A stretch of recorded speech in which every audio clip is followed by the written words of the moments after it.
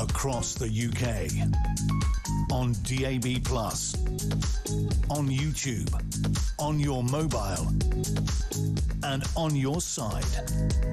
This is Talk.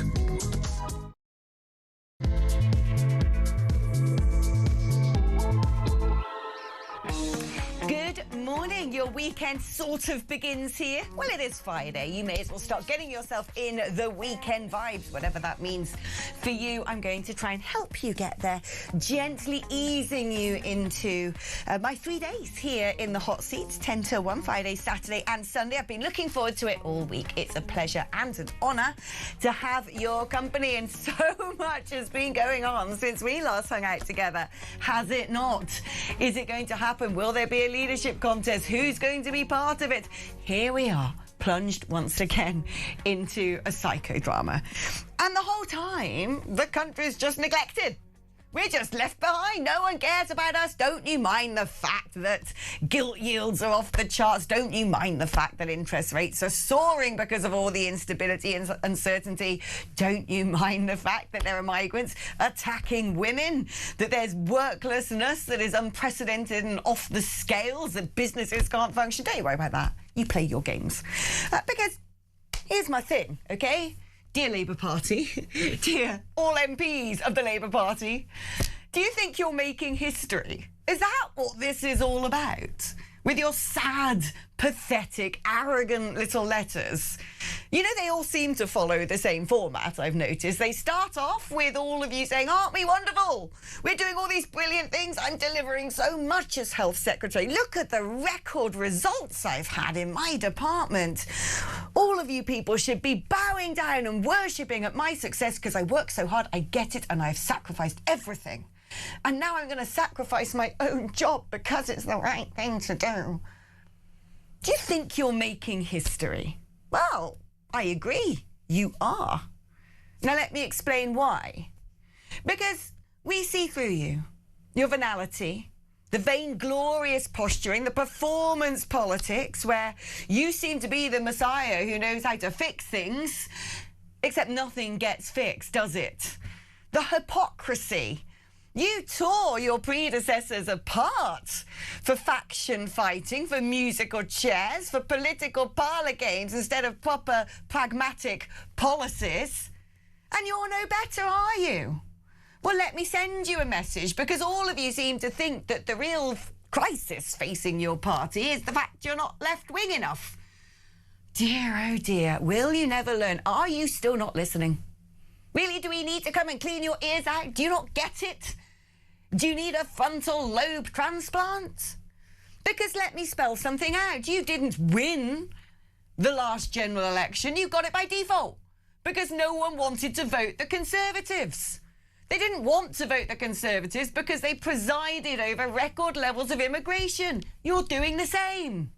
They didn't want the Conservatives back in power because nobody can make ends meet anymore, because governments would rather sacrifice our industry at the altar of self-righteousness, vanity projects like net zero.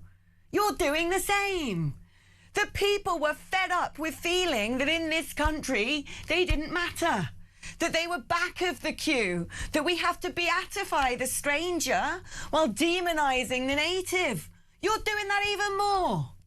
Seriously, do you not understand that all the British people want is to be listened to be respected, and for the first time in decades, to simply be put first?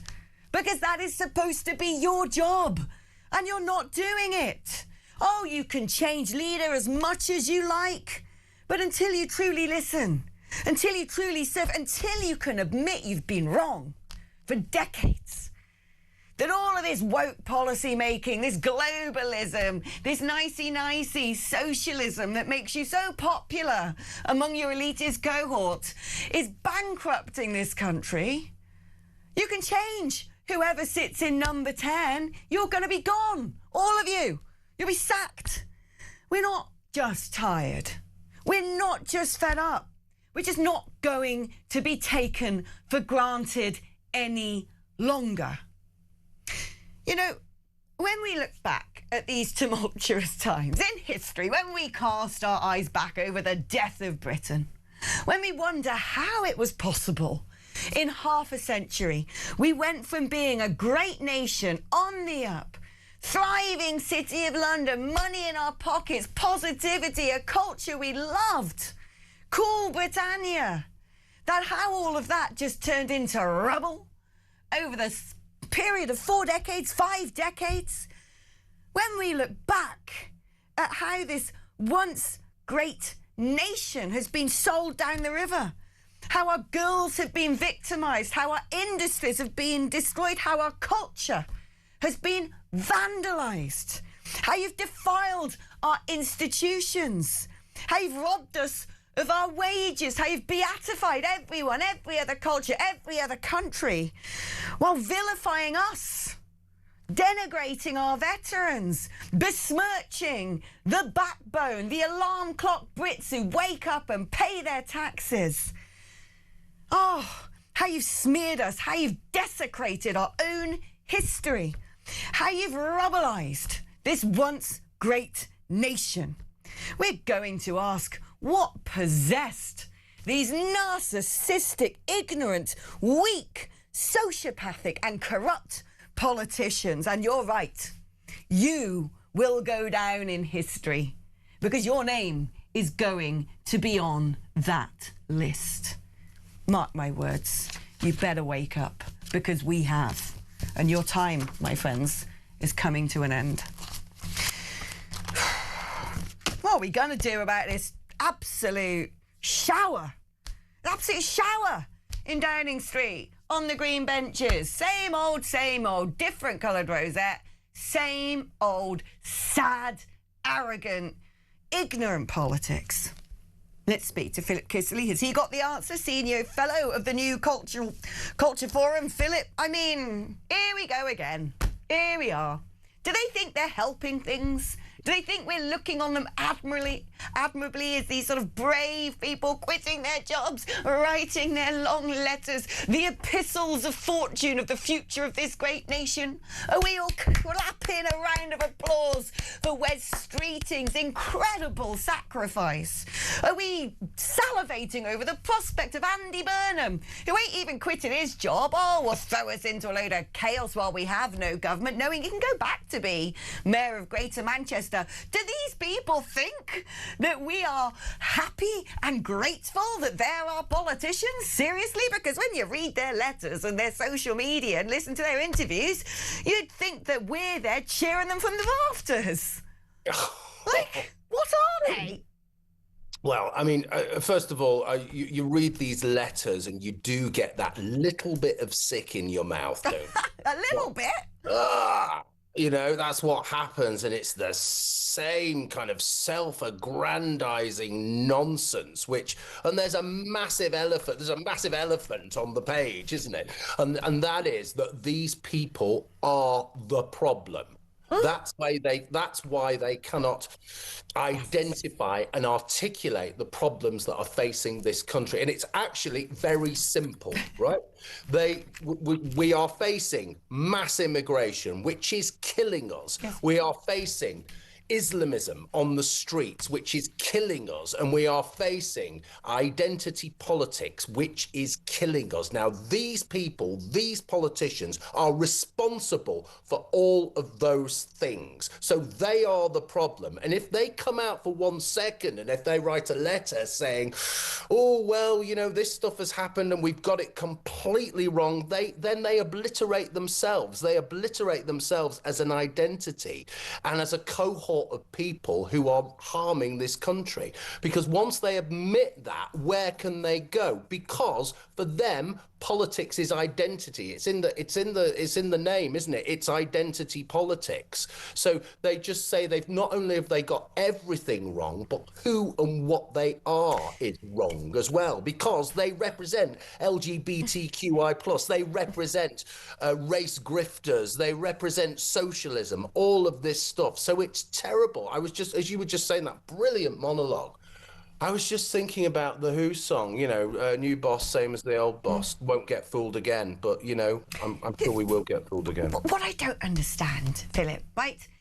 I mean, it's this idea that, well, they can't help it, they're middle class. This is the opinions they all have at the dinner party.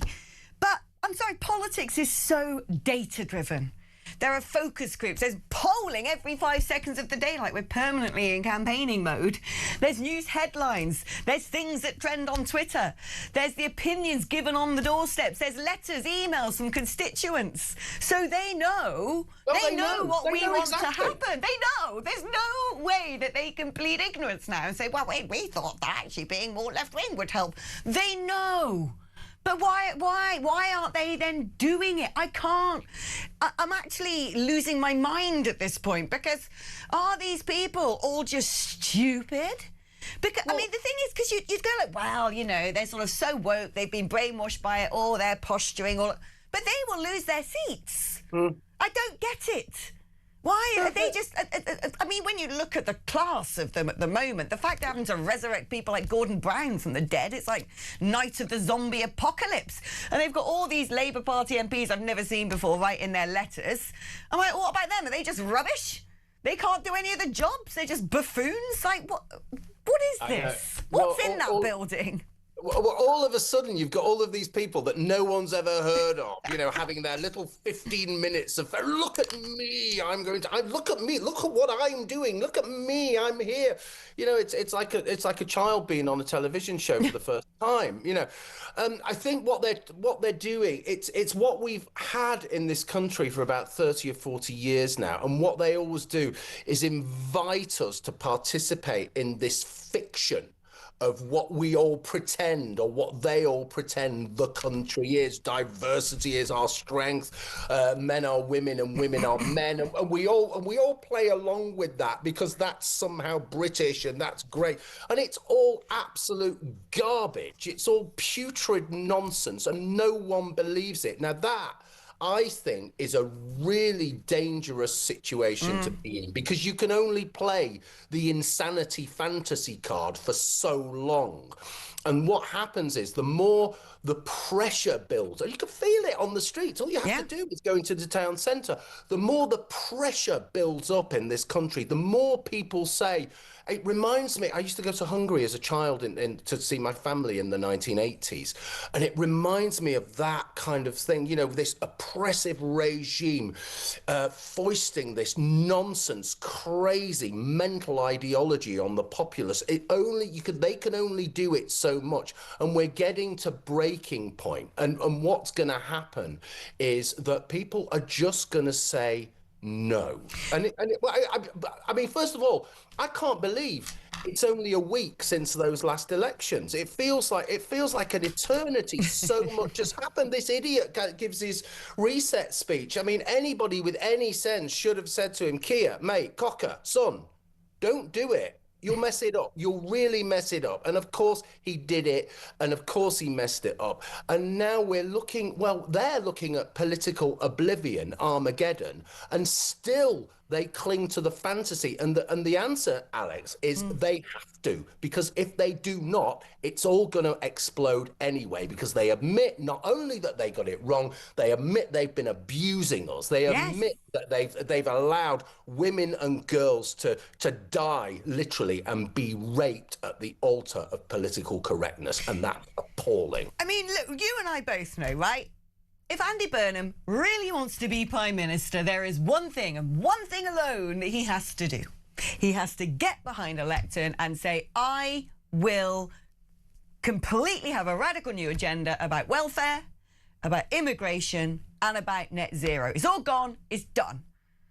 And then he won't even have to knock on a single door in Makerfield. He'll just get voted in. And then if he did it as Prime Minister, he could stay in power as long as he wants. Because that's what people want. And I don't live in a world anymore that I believe that these people don't know that. Because they're not stupid. And even if they are the thickest people on planet Earth, which, let's be fair, some of the people in this leadership contest are not far off that mark, are they? But why are they not doing it?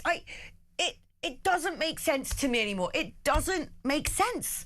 And, Andy Burnham, I'm sorry. You're not some sort of saviour. You're worse. You're even more left-wing. Isn't it ridiculous? I cannot stick Sir Keir Starmer, but actually out of all of them, I'm beginning to get a tiny little iota of respect for him, because at least there is some truth in a couple of things. Number one, he appointed people like Shabana Mahmood because he wanted to try and push a bit hard, it's not nowhere near enough, but a bit harder on the immigration thing. He's realised that this leadership contest is going to plunge our markets into disarray. So even though I despise the man to the very core, I'm beginning to think, oh, he's shown a little bit of grit and common sense on something at least. And anyone who replaces him, I mean, God help us if it's blimmin' Burnham, who's just a vacuous, vapid thing. Or I think the one who's really lining everything up is that plotting little Miliband. He knows what he's doing. You couldn't trust him as far as you can throw him. He's setting himself up to be the next leader. He's always wanted it. This whole, I don't want it, it's not for me. He's the one pulling all the strings behind everybody. I mean, ultimately, it comes down to the fact that, and we know this because as viewers will remember this, and by God, we remember it, and you played a very central part. They hate us, and we saw it in Brexit. Okay, all we did, we wanted, for me, it was a very, very simple thing. I just voted for the keys to my own front door. Essentially, that's what it was, right? It was, philosophically, it was very simple. And they loathed and despised us for that. And I didn't realize how much they did loathe and despise us. Okay, but we've seen that hatred ramp up and ramp up and ramp up. Now, the other key thing here is about quality. And we have very, very vanishingly little quality in the Houses of Parliament, okay? And I think there's something about, if you just compare it to the past, it's so depressing. Like someone like Enoch Powell, for example, he could speak 14 languages. Angela Rayner can't speak English, right? So there's something just terrible about where we are. So we need to, I think we need to address these deeper issues, which is why isn't quality, one, going into politics, two, going into academia and presenting great, complex, sophisticated ideas that will get us through this incredibly difficult time. Why aren't these talented people going into these areas? Because we desperately need them. And what we need is a clear out. We need decent people who have experience of life. Not ideologues who've got comedy Mickey Mouse university degrees and all they've ever known is Westminster. That's one of the major problems. But it's all linked, Alex. What I'm trying to say is there's been a long march through the institutions, and this is the result. And it's catastrophic for us. Not only is it catastrophic for us, we're on the receiving end of hatred and abuse, and we need time to process this and get rid of these people. Do you know, I'm going to say something relatively controversial. I'm a big girl's girl. I think anyone who knows me knows that. But where are the men? Exactly. I feel like this entire nation's had a testosterone bypass. Where is the idea of wanting to fight and put money into defence and celebrate our armed forces, pride in our nation and patriotism, standing up to protect your daughters? It's just these creatures. They're just, what are they? They don't represent anything that I call manhood or strength or, something that I can respect. What's happened? Well, I think what's happened is that over the last 30, 40, 50 years, we've demonized masculinity so much as a society that masculinity is poison. White males are poison. Middle-aged white males are me, essentially, right? I'm poison. Okay, that's it. It's me. Me and Kevin O'Sullivan, we're poison, right? So that's what's happened in this society over the last 50 years. And other things play into the equation as well. We've talked about this before. The ubiquitous nature of pornography, for example, has massively harmed men and masculinity and what men should be. We were locked down for years, weren't we? Well, it felt like years. We were locked down for a very long time, and we came out of that a different society, and men, along with women and everybody else, were massively damaged because of that, because people don't want to contribute anymore. And finally, you see that the proceeds of all of this stuff, when you walk down the street, homeless men, right? They're all over the place, drug-addled, alcoholics. It's men who are going to kill themselves. It's men who are depressed. It's men who are anxious. You know, our society has done this, and I look at the sorry excuses that make excuses, that welcome immigrants from ridiculous hellholes into this country, that abuse our women and children. I look at these creatures and I just despair. I really do. I feel like our sort of mental psyche as a nation is that of a 14-year-old hormonal girl at the moment. Let's take a short break, but don't you go anywhere, because Philip and I have got a lot more to chew over, and if you want to join the conversation, we really want you involved. So don't hang about, get in touch if you'd like to give us a call. It's 03444 999 1000. That is your normal network rate, of course. So really doesn't cost you any extra. You can also use that number to send me a WhatsApp message or leave me a voice note of comfort on WhatsApp. 03444 999 1000. If you'd like to send a text message, 8722 will get you there, but not unless you write the word talk before your message. We're back just after this.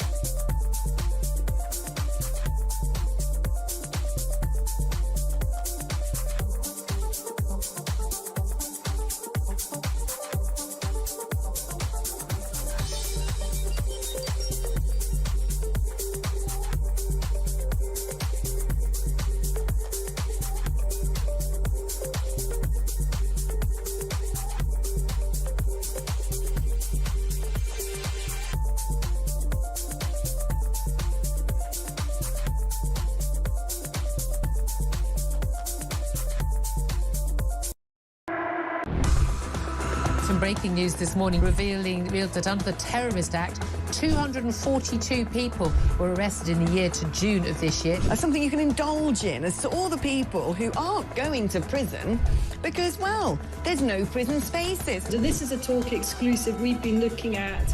I said, you take these cuffs off me and speak to me like a human being rather than a common criminal.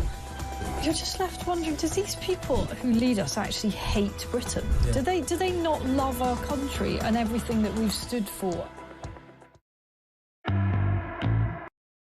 Across the UK, on DAB+, on YouTube, on your mobile, and on your side. This is Talk.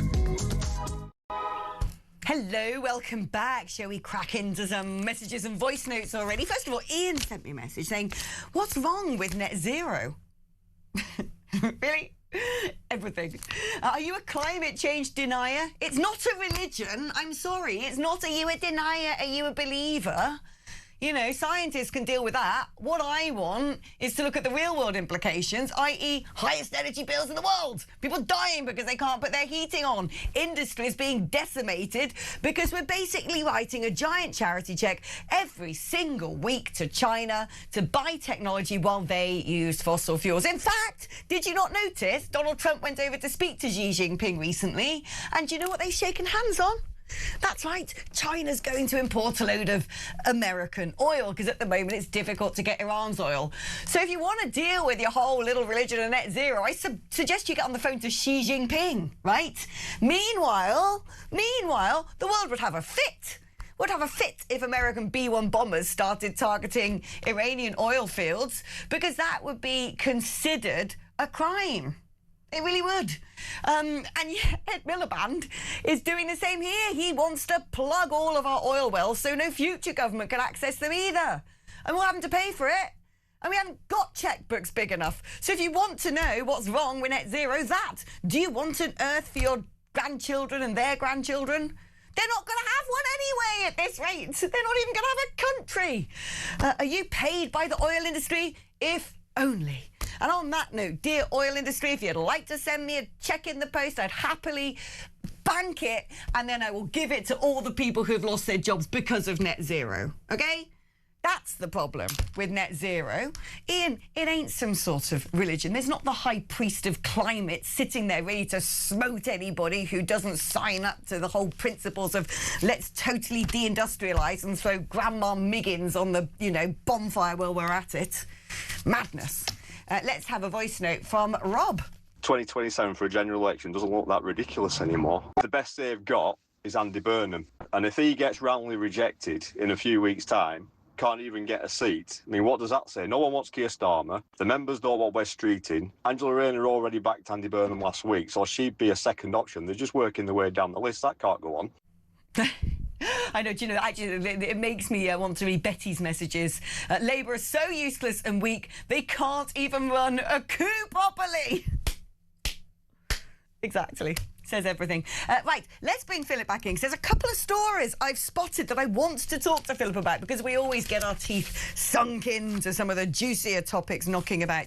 Now, I don't know whether you have seen on social media, Philip, all these various people who have become, I shouldn't laugh, but I don't know, I'm going to throw myself out of the window if I don't laugh. People who have become councillors or MSPs who simply can't even speak English. They can't even speak English. In fact, don't take my word for it, right? There's an article in the Scottish Herald today talking about MSPs being sworn into Holyrood in languages other than English.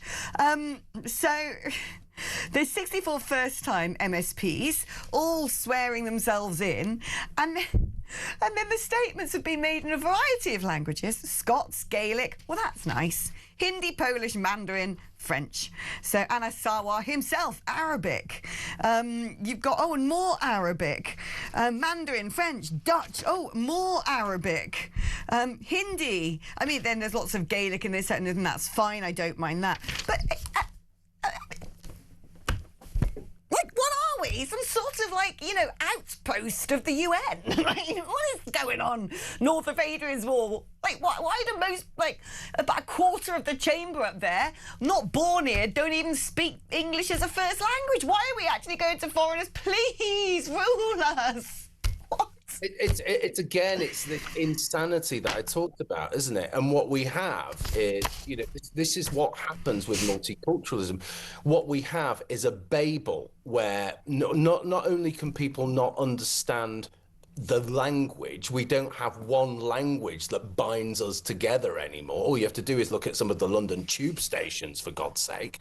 Okay. But we don't, and this is really important, as an extension of that, we don't have an understanding, we don't have a culture, we don't have a moral framework that says this is right and this is wrong. And as we will probably see from some of the stories, that is becoming a real problem to us. And as I said before, it's always the same victims of this stuff. It's women and children that suffer.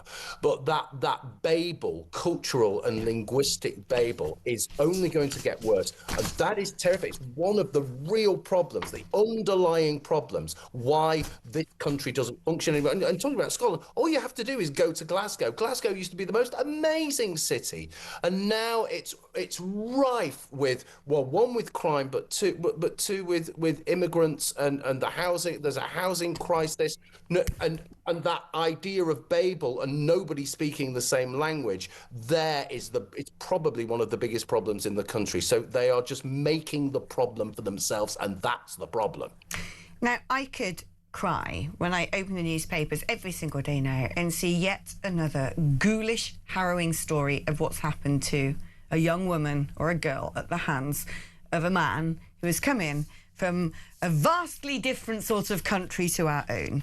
So let's look at today's, shall we? Today's offering on this front. One story is from Germany. That doesn't make it any better. So this is an Afghan migrant who broke into the girls' toilets in a school with his mate. One of them held down an 11-year-old girl in those toilets while the other sexually assaulted her. Then we've got a story today. A young lady, Cleo Lake, 21 years old, got a broken nose because she was punched by an Eritrean in Bournemouth who tried to chat her up outside a nightclub, and she told him to F off, and he punched her in. He's been living at the Britannia Hotel. He's disappeared, hasn't he? No one knows where he's gone. I mean, how many more times? I asked AI today to do a whole swoop, right, of any statistics they could find on this. And as per usual, they said, sorry, statistics aren't really printed. Where it's available, what we can tell you is the increase, right, the increase in rapes and sexual assaults at the moment, 94% increase for sexual violence, 150% increase for rapes. And where they have been able to access data across the EU, where nationality is recorded alongside crime, what that data is showing is men from the Middle East and the Maghreb are up to 10 times more likely to commit a sex crime. And we look at those huge increases and we talk about it all the time. So why is it the EU, the UN and European leaders are all happily facilitating industrial levels of rape and sexual assault against the daughters of this country? Why? Well, first of all, before I answer it, it is one of those things, isn't it? And my stomach turns every time I read about one of these cavemen violating a child. It's just appalling. It is utterly appalling. It never used to be a thing. It never used to happen. And now it happens every single day. I'll give you a statistic, right? You want a statistic? Here's a statistic. Bournemouth. Did you see this? Yeah, 0.6% of the population. Yeah, and yet this is migrants. 44% of crime. Yep. Right? That's the statistic that should be everywhere. It should be. It's a national emergency. Because it's a national emergency. They should be screaming from the rooftops. There should be emergency press conference. There should be rushed legislation. We should all be getting together going, this is such a deep crisis, the likes of which we've never seen before in this nation. Although we have, haven't we, with the grooming gangs? We've been seeing it for decades. But the problem is that nobody wants to confront it, because if you confront it, you have to do something about it. And the gargantuan scale of this problem is such that we actually have to transform society. We're at the stage now. The plane crashed into the mountain years and years ago. We're at the stage now where we have to pull apart society and put it back together again and say it's a fundamental shift, because what we don't do anymore as a society, we don't safeguard anymore, okay? Because political correctness and cultural sensitivities has prevented people in power from safeguarding. And have no bones about this. People in, the social workers, the police, the civil service, they made a definite decision to privilege undocumented males from honor cultures over women and children and this culture. And now if you allow this honor culture, as it were, to prevail in this country, what you do, people's behavior get regulated by fear, shame and intimidation. Now, this is Britain in the 21st century, Alex. And honor culture revolves around sex, right? and women being sex objects and barter material. Yet here we are in the 21st century in Britain. It feels like we've gone back 1,000. It's not as though we've gone back 100 or 200 years. It's unprecedented, actually. We've never had this situation before. We've gone back to ancient times. We've gone back to pre-civilization. We've gone back to some sort of Dark Ages barbarism. I'm not even sure that explains it, because in the Middle Ages, I think men probably protected their daughters. Like, I don't think it was ever as bad as this, because again, it's about opposing cultures, and we're seeing it on every level. We see it in hate marches every week. We see it in the rise of anti-Semitism. We see it in the massive rise of misogyny. We see it in the anti-gay sentiment. I mean, some of the lunatic left idiots were sharing statistics this week, weren't they, saying, oh, all of a sudden we've become massively anti-gay, LGBTQI plus unfriendly. Well, I wonder why. Yeah, who's the we in all of this? Huh? We've imported it from places like Albania and Afghanistan and Somalia and Eritrea. That's why. And you've imported it. But again, it's this same problem. You won't see the problem, because if you see the problem, you have to acknowledge that you are the problem. Yeah. No, it's so true. Philip, it is so, so true. Thank you ever so much for joining me today. It always feels, I don't know, I feel like I've got a tiny bit of sanity back speaking to you. And actually, I'm sure the audience feels the same way. We know we are not alone. We know that something desperately wrong has happened in this country and our governing classes, and it's been going on for decades now. And we're screaming from the rooftops, and yet they will still not listen. What are we going to do? Thank you ever so much, Philip. Right, we're going to take a short break, and after that we're going to be joined by Sebastian Salek, a Labour commentator, because I'm really interested to see if he might know what the medicine is, because I know, you know, we all know. I'm sure the focus groups and the polling and the data is... I mean, come on, look who's leading in those polls. For like 2 years now. The writing's on the wall. The people want a big change to more right-wing government, if you want to call it right-wing. I don't really believe in the right and the left anymore. But it's very clear what people want, so why is it not being delivered? Let's see if we can get some sense on this out of Sebastian Salek just after this.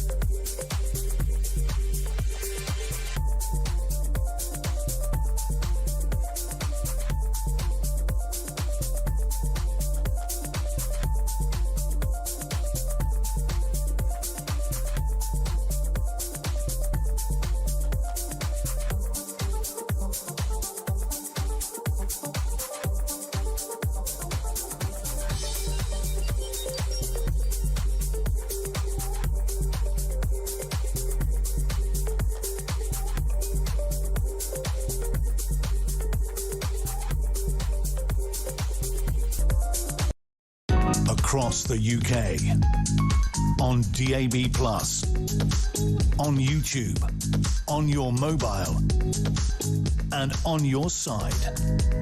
This is Talk. Hello, welcome back. Now, it seems we should be bracing ourselves for a leadership contest, or should we? Who are the runners and the riders? What can we expect of them? Do any of them know what it takes to run this country? Have any of them had the red pill? Let's speak to Sebastian Salek now, who's a Labour commentator. Always good to have you on the show, Sebastian. Now, King of the North, self-styled. Really? Is he the one to sort of ride in on a white horse and solve all of the nation's problems? Is it really Angela Rayner, who can't even be bothered living in the constituency she was elected to? Is it Wes Streeting, who, despite telling us in his letter that he's massively cut down NHS waiting lists, it turns out that those are just people being removed from the waiting list, not people who have actually been treated, seen and diagnosed, so trying to pull the wool over our eyes. And then he doesn't even say he's going to stand. Like, what is this utter shower? Sebastian, what is it? What's going on? Well, I mean, I've got to level with you, Alex. I wish that none of this were happening. I feel like Frodo standing on the brink of Mordor. I wish we could carry on with government as it was. Sadly, that seems to be impossible now. We've moved past that point, and my view is completely redundant. We're now into the throes of a leadership contest. Or are we? Because nobody has cast the first stone. We're all waiting to see who's gonna come through with those numbers.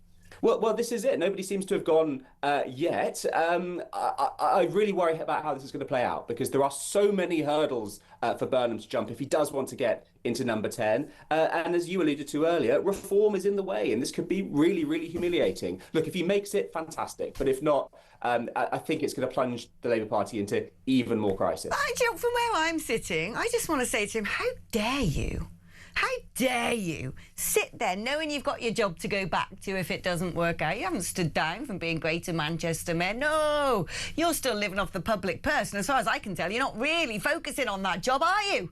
You ain't serving the people of Manchester who are paying your wages, the elected position that you were supposed to fulfil. No, you're playing games instead. You're behind the scenes making plots, disrupting everything about running this country. But, let's send the markets into turmoil. Doesn't matter. As long as the King of the North gets to be, a contender in the contest that he's already been denied access to. Same with blimmin' Rayner. She's like, I've got the clearance from HMRC. Hasn't published anything. I've paid the £40,000 back. Have you? Why have you been waved through? Did you have to pay a fine? You're not even living in your constituency anymore, love. Why should we want to bow down and roll out a blimmin' socialist red carpet for you into number 10? These people are so dishonourable. And literally 2 years ago, they were queuing up to write their little social media posts on how disgusting it was that the Conservative Party kept plunging the country into chaos with leadership contests. At this stage, I'm beginning to admire Sir Keir Starmer for digging his heels in and going, what on earth do you think you're doing?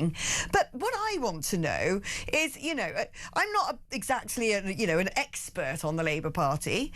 So we're sort of hearing this is the left of the Labour Party, this is the right of the Labour Party. Really, what are they? I mean, what does potentially face us? My opinion is it's probably going to be Miliband, the one no one's really talking about. So I agree with the last bit that you said there around wishing that this could all carry on, in the sense that we want Starmer to stay and to deliver, because look, all of these people have a right to stand if they want to, as long as they have the numbers and the blessing of the 81 within the Labour Party. So I don't think anybody is transgressing here. And look, of course, it comes with huge political risk. If Burnham doesn't win in Makerfield, his position isn't very tenable as Mayor of Manchester. I can't really see him being able to cling on there. But in terms of who sits where, broadly we agree that the soft left, the people like Miliband, like Rayner, like Burnham, and then the moderates within the party are people like Wes Streeting. But I wouldn't get too hold up in that, because it's a very fluid party. There are a mix of ideas. If you look at what Streeting is voting for and what he's proposing, I think he's more left-wing than people give him credit. And then there's an argument to say, in times like this, do left and right really matter? Should we not just be fully solutions-oriented? And I think your point about the bond markets or the markets in general, really, really sensible. We have to make sure that we are a credible country that investors want to lend to, because we all pay the price in our pensions, in our mortgages, in our rents even, if we ignore them. We're doing it even now.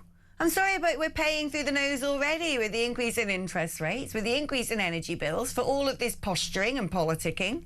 It's already happening. We're paying so they can enjoy swanning about the place, blowing smoke at their own backsides, as far as I can tell. Now, this is what I want to ask you, Sebastian, as a Labour guy. to me, the writing's been on the wall, borne out in empirical data, OK? First of all, started off in 2016 with the Brexit referendum result. Very clear what people wanted then and what was motivating them. Then we saw increasingly the change of Conservative leaders. People weren't very happy with the direction of travel. There's data, there's polling, there's focus groups. You only need look at who's been leading in the polls, which party for the past Lord knows how on 250 odd polls ever since basically Farage came back. It's very clear what the majority of the public want, OK? It is a reduction in the cost of living, it is a growth economy, but more than this, it's dealing with this blimmin' immigration problem in a big way, in a radical way. And I don't hear anybody from the Labour ranks getting that, and that scares me. Well, I mean, to tackle the immigration question head on, Labour has done more on immigration than the Tories did in their entire time in government. Look, the boats have not been stopped, nor may they ever be under any government.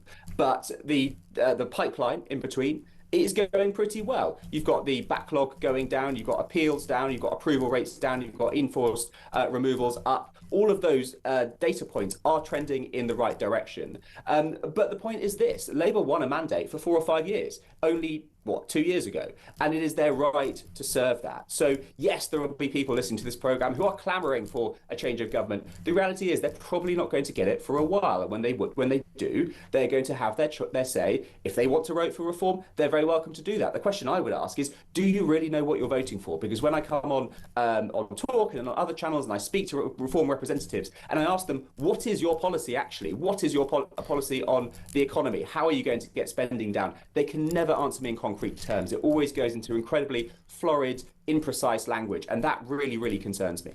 I mean, one could say the same of the Labour Party pre the general election. No one seemed to know what they stood for. No one seemed to actually ask them. I would actually say when it comes to reform, they seem to hold more press conferences laying out the sort of things they want to do than any other party, by my watch anyway. But I don't know. I mean, what do you think? Look, you know the processes. You speak to other people in the Labour Party. Where do you see things going over the next couple of weeks? Is this going to become a leadership contest? I mean, where are we? I can't keep up with it. It's a madness. It is a madness, and look, it's been so hard to divine this throughout the course of the week because it's such an unusual position for anybody in politics to be in. I think what happens now is we have the by-election, and it's up to the party what kind of timeline they want to lay out for that. It could be incredibly quick. We could have this all sorted in the next month to 6 weeks, or it could drag out. I think the consensus is let's get this done. Let's find out the outcome of this. If Burnham then becomes an MP, he can challenge, and then we will see other contenders enter the fray, I'm sure, as well. And then have a proper contest. What we don't want is this stasis to be drawn out. Ideally, you have somebody in place over the summer when Parliament isn't sitting. You have somebody in place before conference season in late September, early October, and then we can get on. But what the problem is we essentially lose 3 months here, where we're all focused on this race, and we're not focused on running the country, which must be the priority at the moment, which is why I really regret all of this. I just hope that the outcome is positive because I want the best for my party and, more importantly, for my country. Yeah, I love the fact that we're there, waiting for the Labour Party to keep running the country into the ground. See what I did there? Anyway, Sebastian, thank you ever so much. It's always great to have you on the programme. Right, after the break, we're going to be doing calls and we're going to be reading more messages. So if you would like to add your name to the list and stand up and be counted, this is the number for WhatsApp, 0344499 1000. You can also leave me a voice note on WhatsApp. 87222 will get you to the text message distribution system. But in order for that to post you in the direction of this here studio, you have to write the word talk before your message. You can also give me a call on 0344499 1000. The wonderful Kieran is poised, ready to answer the blower. Maggie Oliver for Reform UK in Makerfield. Best possible choice, says Barry in Sunnyside. Now, here's an interesting one from Reg. I'm afraid I'm going to disagree with you, Reg. What he says is what we really need now is someone to be keeping an eye on what the government are doing while everyone's got their eyes off the ball. They'll be sneaking through policies we might not see because they're engrossed in what's going on inside the party. No, the point is they're so engrossed in what's going on inside the party, no one's actually doing anything in terms of the governing side of things, but maybe that gives us a little bit of a reprieve for once. At least if they're not governing, they can't be governing badly. Perhaps we should be counting our blessings when it comes to this. And thank you, Alex, for saying what most sane people think about net zero. These climate lunars must think all the electric cars, windmills and solar panels grow on trees. Please carry on the fight against this madness. Right, OK, let's take a short break, but I'm really looking forward to speaking to some of you guys just after this.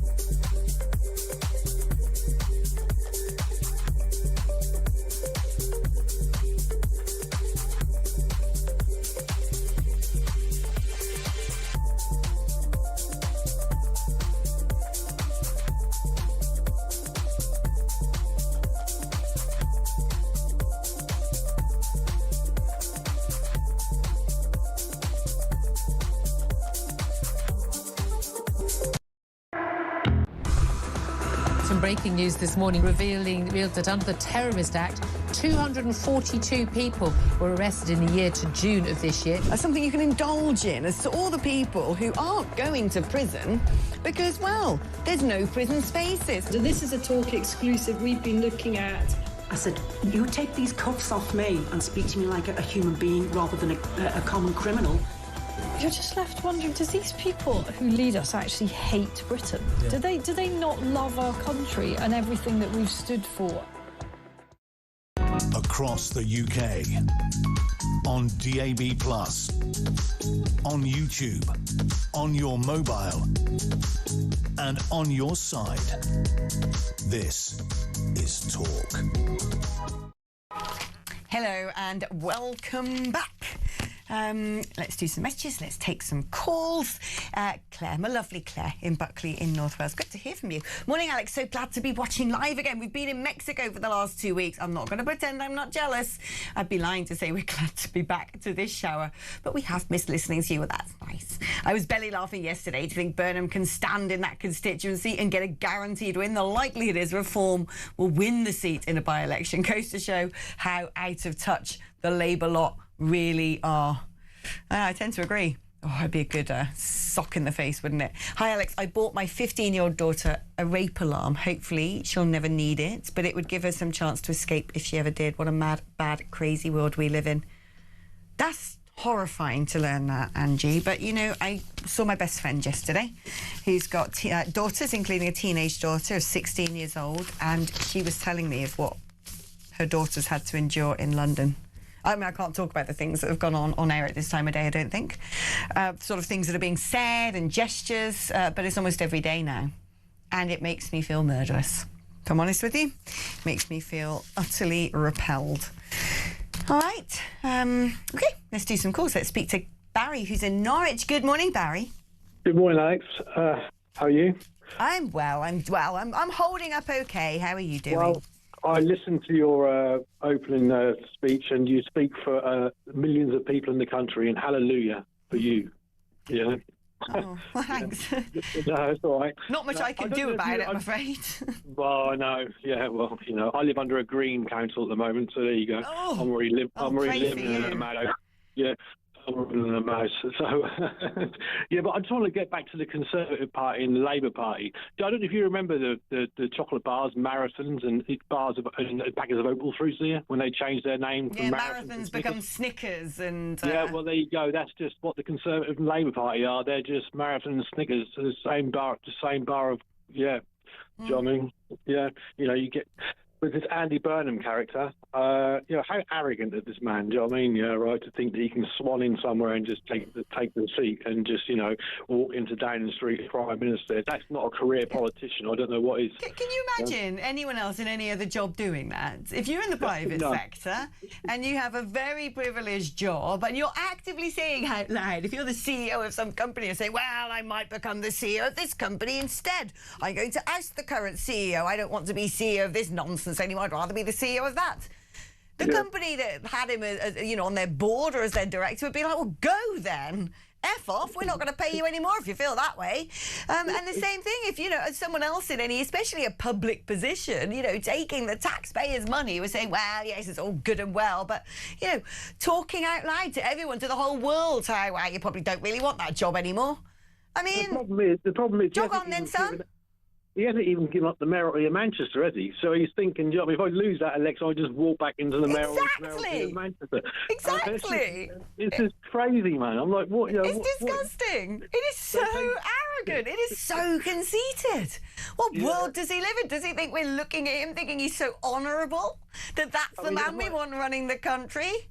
It's like he thinks he's a knight on a white horse, doesn't he? Do you know what I mean? Riding over. King of the North. Yeah, I've come to rescue you all. Don't worry. Do you know what I mean? He's sad. He's sad and he's just pathetic like the rest of them. Barry, thank you so much for your call. You're not. You're amazing. Let's speak to Herbie and Harrow. It's been a while. How are you doing, me old mucker? Very well, Alex. I hope you got your blood pressure machine on you because you're about to burst it by the sounds of it. What's going on? Alex, I cannot believe how this government is misleading people to think that Andy Burnham can be elected and they're saying, we're going to tell you this is what you've got to do. You've got to vote for this man to bring him back into power. How dare they treat us like as if we're idiots? Right. And how much net worth are the front bench? And look them up. You'll be amazed and shocked. Now, one of these people don't want to leave the establishment and the money they're making from us by being stupid people that were, acting like we are. It is the arrogance of it. The arrogance that Angela is like, right, I paid the £40,000. That's it. It don't matter now. And it's like, hold on, you don't live in your constituency. Come on. It's a drop in the ocean, Alex. Look up how much that front bench is worth. You will be shocked. I'm telling you that now. And, people, and this is what they're telling us, this is what the people we've got to vote for. They're making money while you're struggling. Unbelievable. But you know what? It's funny. If you're telling me that collective front bench is sort of multi-millionaires, I'm like, what has gone wrong in the world that such idiots, thickos and morally bankrupt, vacuous vessels of nothingness can earn so much money? There's something very wrong with our economy when that's happened. Herbie, thank you ever so much for your call, my darling. It's good to catch up again. Labour have done more than Conservatives did. Irrelevant. What are Labour doing to solve the problem? Very little, it seems. Yes, Mum, I've done the washing up. I've washed a cup more than my sister did. Yes, son, but the blooming sink is still full of dirty dishes, writes JB in Aberdeenshire. Oh, I just don't know what's happened to this country. I really don't. But don't you worry, because communal catharsis continues all the way up until 1 o'clock. So put the kettle on, and I'll see you just after this.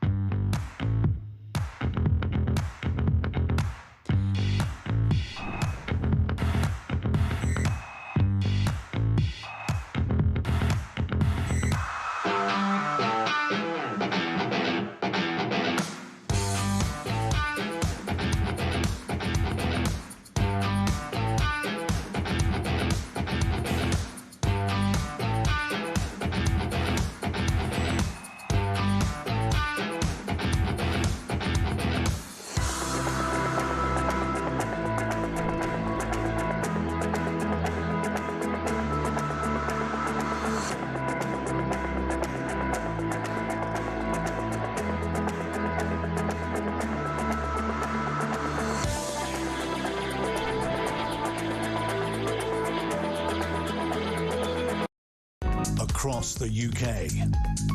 On DAB+, on YouTube, on your mobile, and on your side. This is Talk.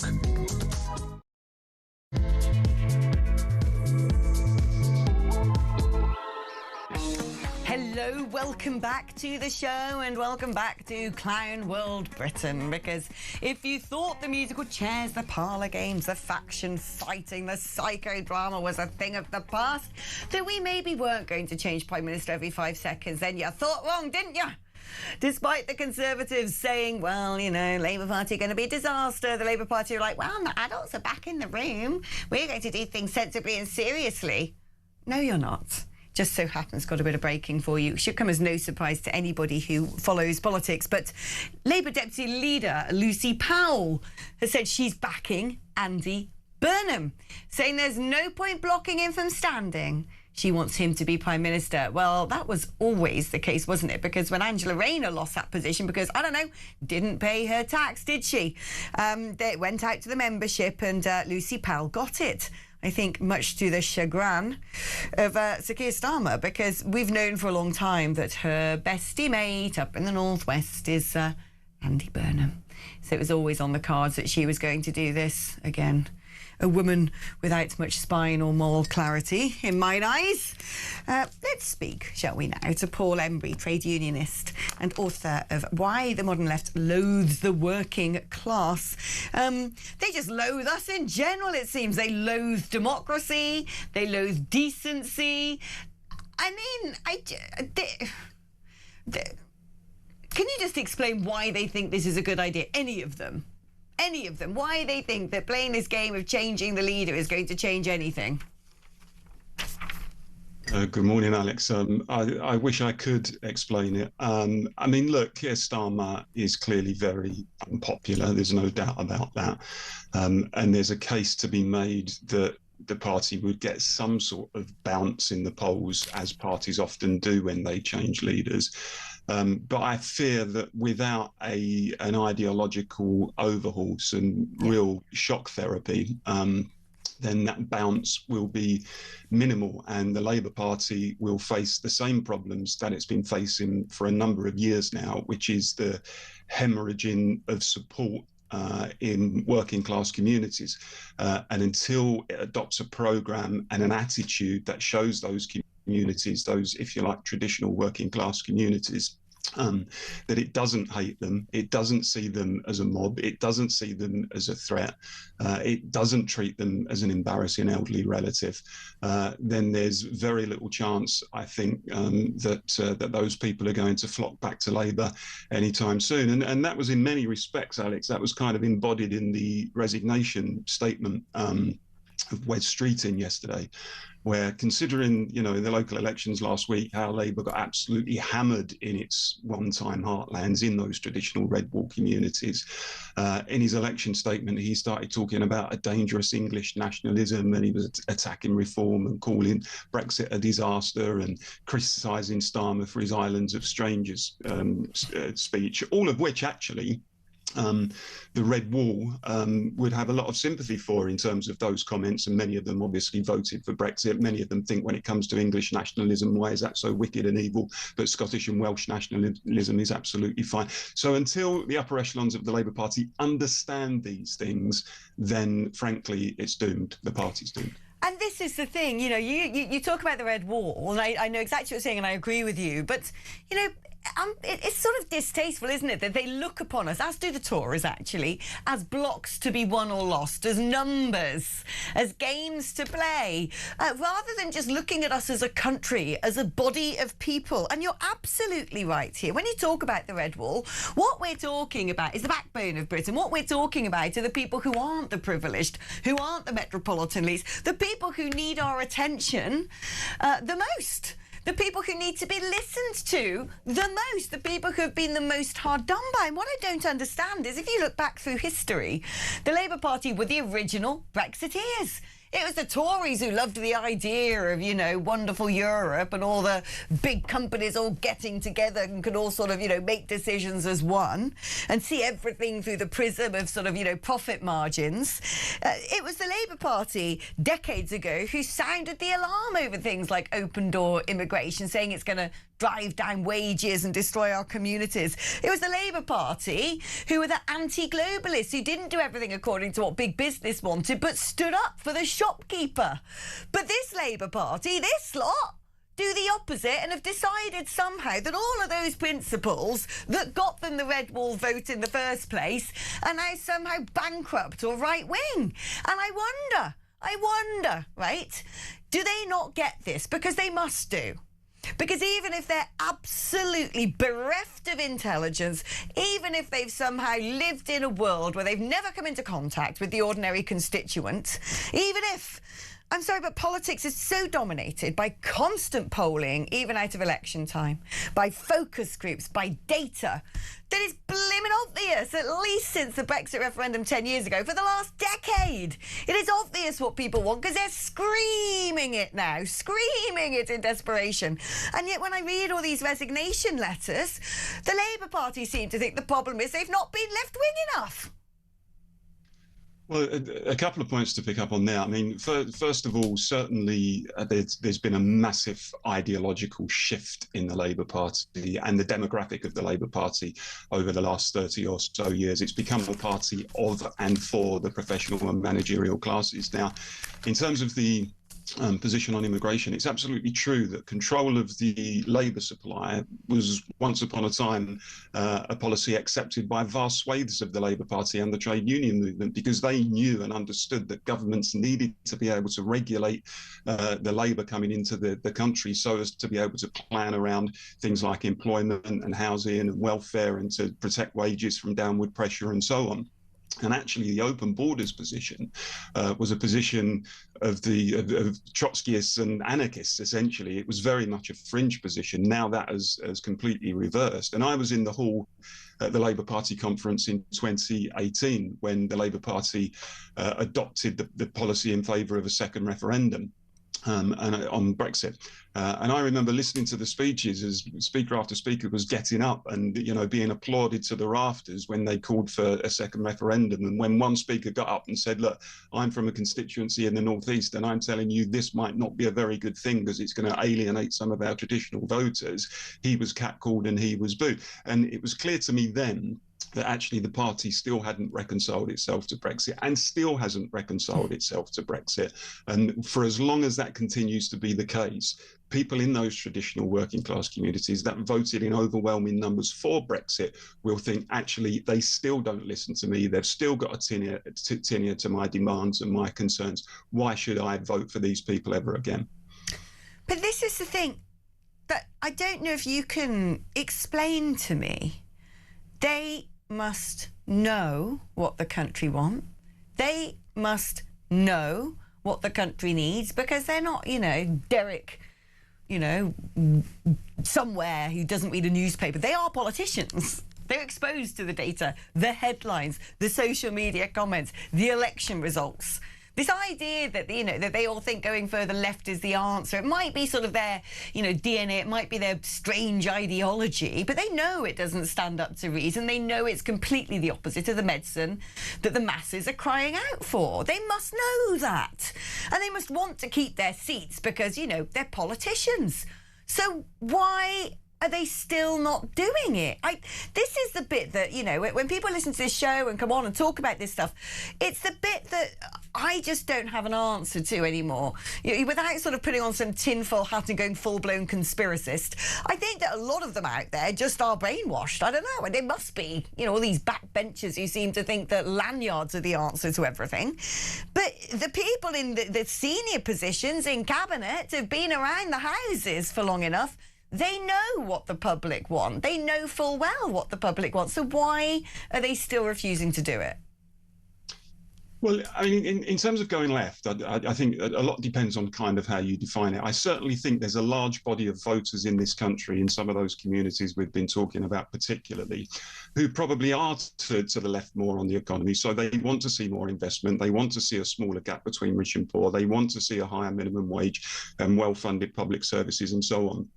So there's scope for more radicalism there, and I don't think that would alienate people. But certainly in terms of the cultural side of the approach of, if you like, the professional and managerial classes who now dominate the Labour Party and who don't understand the small c conservative impulses and patriotic impulses of people in those working class communities who once upon a time were completely welcomed in the Labour Party, but are now, as I said before, treated as some sort of embarrassing elderly relative.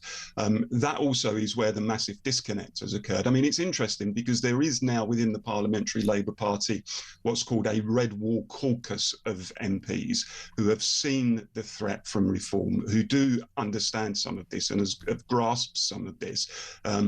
And have been organising to take the party in a direction where it can reconnect on some of those core issues with people in those traditional working class communities. But what you need to remember, Alex, is lots of Labour MPs now don't represent those communities. You know, a large number of Labour MPs come from the fashionable cities and the university towns, and they see the world through that particular prism, and they have less and less connection with provincial Britain, small town Britain, blue collar Britain, call it what you will. And that's why I say the Labour Party needs shock therapy, because in the absence of that, there is no chance of those communities rushing back to the Labour Party anytime soon. But surely this is shock therapy. The shock therapy has come, hasn't it? The shock therapy was it being revealed that our Prime Minister has the worst approval ratings of any Prime Minister in living history. The shock therapy is concretised in the recent local election results, elections that they wanted to cancel, and we can see why. The shock therapy has been done. They should be in a state of shock, and yet for some reason they seem to just be digging down, doing something that, you know, the rest of us are looking at going, this is so vainglorious and venal, you're just going even lower in our expectations when we thought you'd already hit rock bottom. The shock therapy isn't working. I think, I mean, it certainly comes as a shock for them, but the shock therapy needs to have some outcomes inside the Labour Party, and the Labour Party needs to learn the lessons of those of that heavy defeat last week. And you know, history shows that the Labour Party is very slow to learn those sorts of lessons. In fact, if you look at the data, it shows that the working class vote, if you like, the occupational working class, the C2DEs, they've been draining away from the Labour Party since the turn of the century. And of course, we then had Brexit. We then had the annihilation of the 2019 general election. And while the Labour Party, you know, did try to push some buttons to reconnect with the working class, you know, Starmer was happy to stand in front of the Union flag and started talking about community and nation. There was just a feeling, I think, among those communities that it was all a bit false, and that the Labour Party at large still didn't really understand them. And here we are today, you know, a week after another devastating set of election results in those traditional working class communities, simply because the Labour Party has not reformed itself. It has not changed its DNA in the way that it needs to do to reconnect with those people. And whoever comes out of this as leader, with possibly the absence of Shabana Mahmood, although I don't think she's going to be a candidate, I don't see that philosophy and that relationship with the working class changing particularly soon. What do you think is going to unfold here? Because my gut feeling, and it is just gut feeling, I don't really know the machinations of the Labour Party. It's not like I hang out with them. But my gut feeling from the start has always been that there's a little shadowy figure pulling the strings in all of this, which is Ed Miliband. And I've been saying this. And then it's in the newspapers today, actually, that Starmer's being urged by allies to get rid of conspirator Ed Miliband for plotting against him.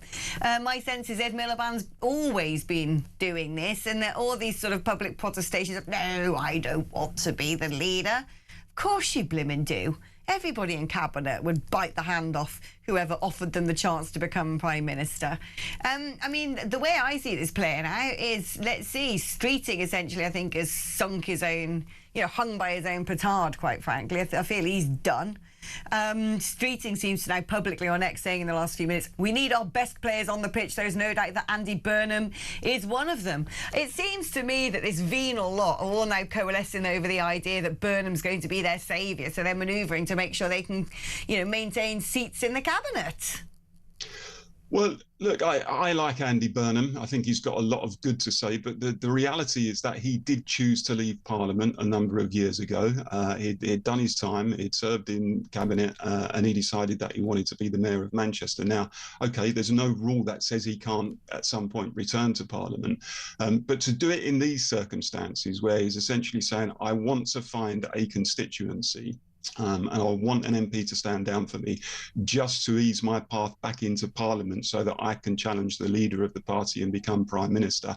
There's something very, very cynical about it. And, I pity those Labour activists on the doorstep in Makerfield if Burnham is the candidate, because what's the message going to be? Vote for our guy so he can kick the leader of our party out of office. I mean, I'm not sure how that slogan is going to be particularly received. And what I would say is, look, constituencies are not political commodities to be traded between MPs and potential MPs, and constituents are not stage armies to be marched up and down a hill to advance someone's particular career.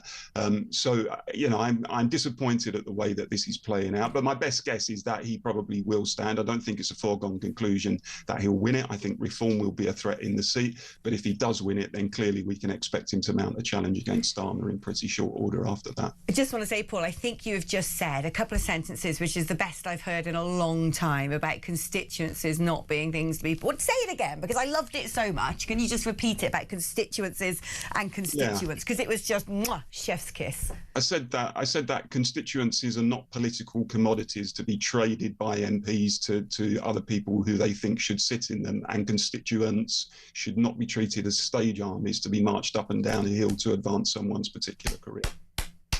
That is brilliant. That's brilliant. That is exactly it. Please, can you send that in an email to every single person in the Labour Party right now, because that is it. They're using us. They treat us like fools. It is venal. It is vainglorious, and quite frankly, it's vile as well. Paul, thank you so much for joining us and speaking so much common sense, and what a brilliant, brilliant line that was indeed. Mike, what are your thoughts on everything going on today? 0344 499 1000 is the number if you'd like to give me a call. We'd love to hear from you. It's your normal network rate, so it's not going to cost you anything really on top of your normal bill. 8722 is the number to send a text, write the word talk before you write your message, and of course you can send me a WhatsApp as well to 0344 499 1000. We're back just after this and can't wait to have a chit chat with some of you.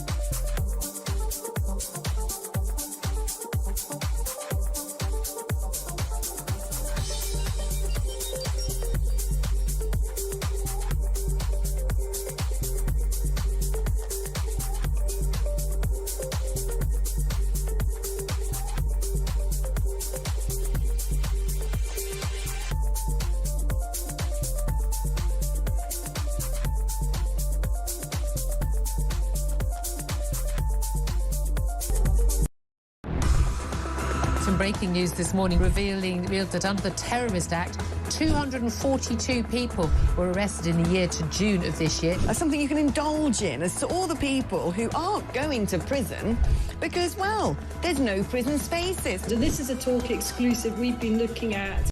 I said, you take these cuffs off me and speak to me like a human being rather than a common criminal. You're just left wondering, does these people who lead us actually hate Britain? Yeah. Do they not love our country and everything that we've stood for? Across the UK, on DAB+, on YouTube, on your mobile, and on your side. This is Talk.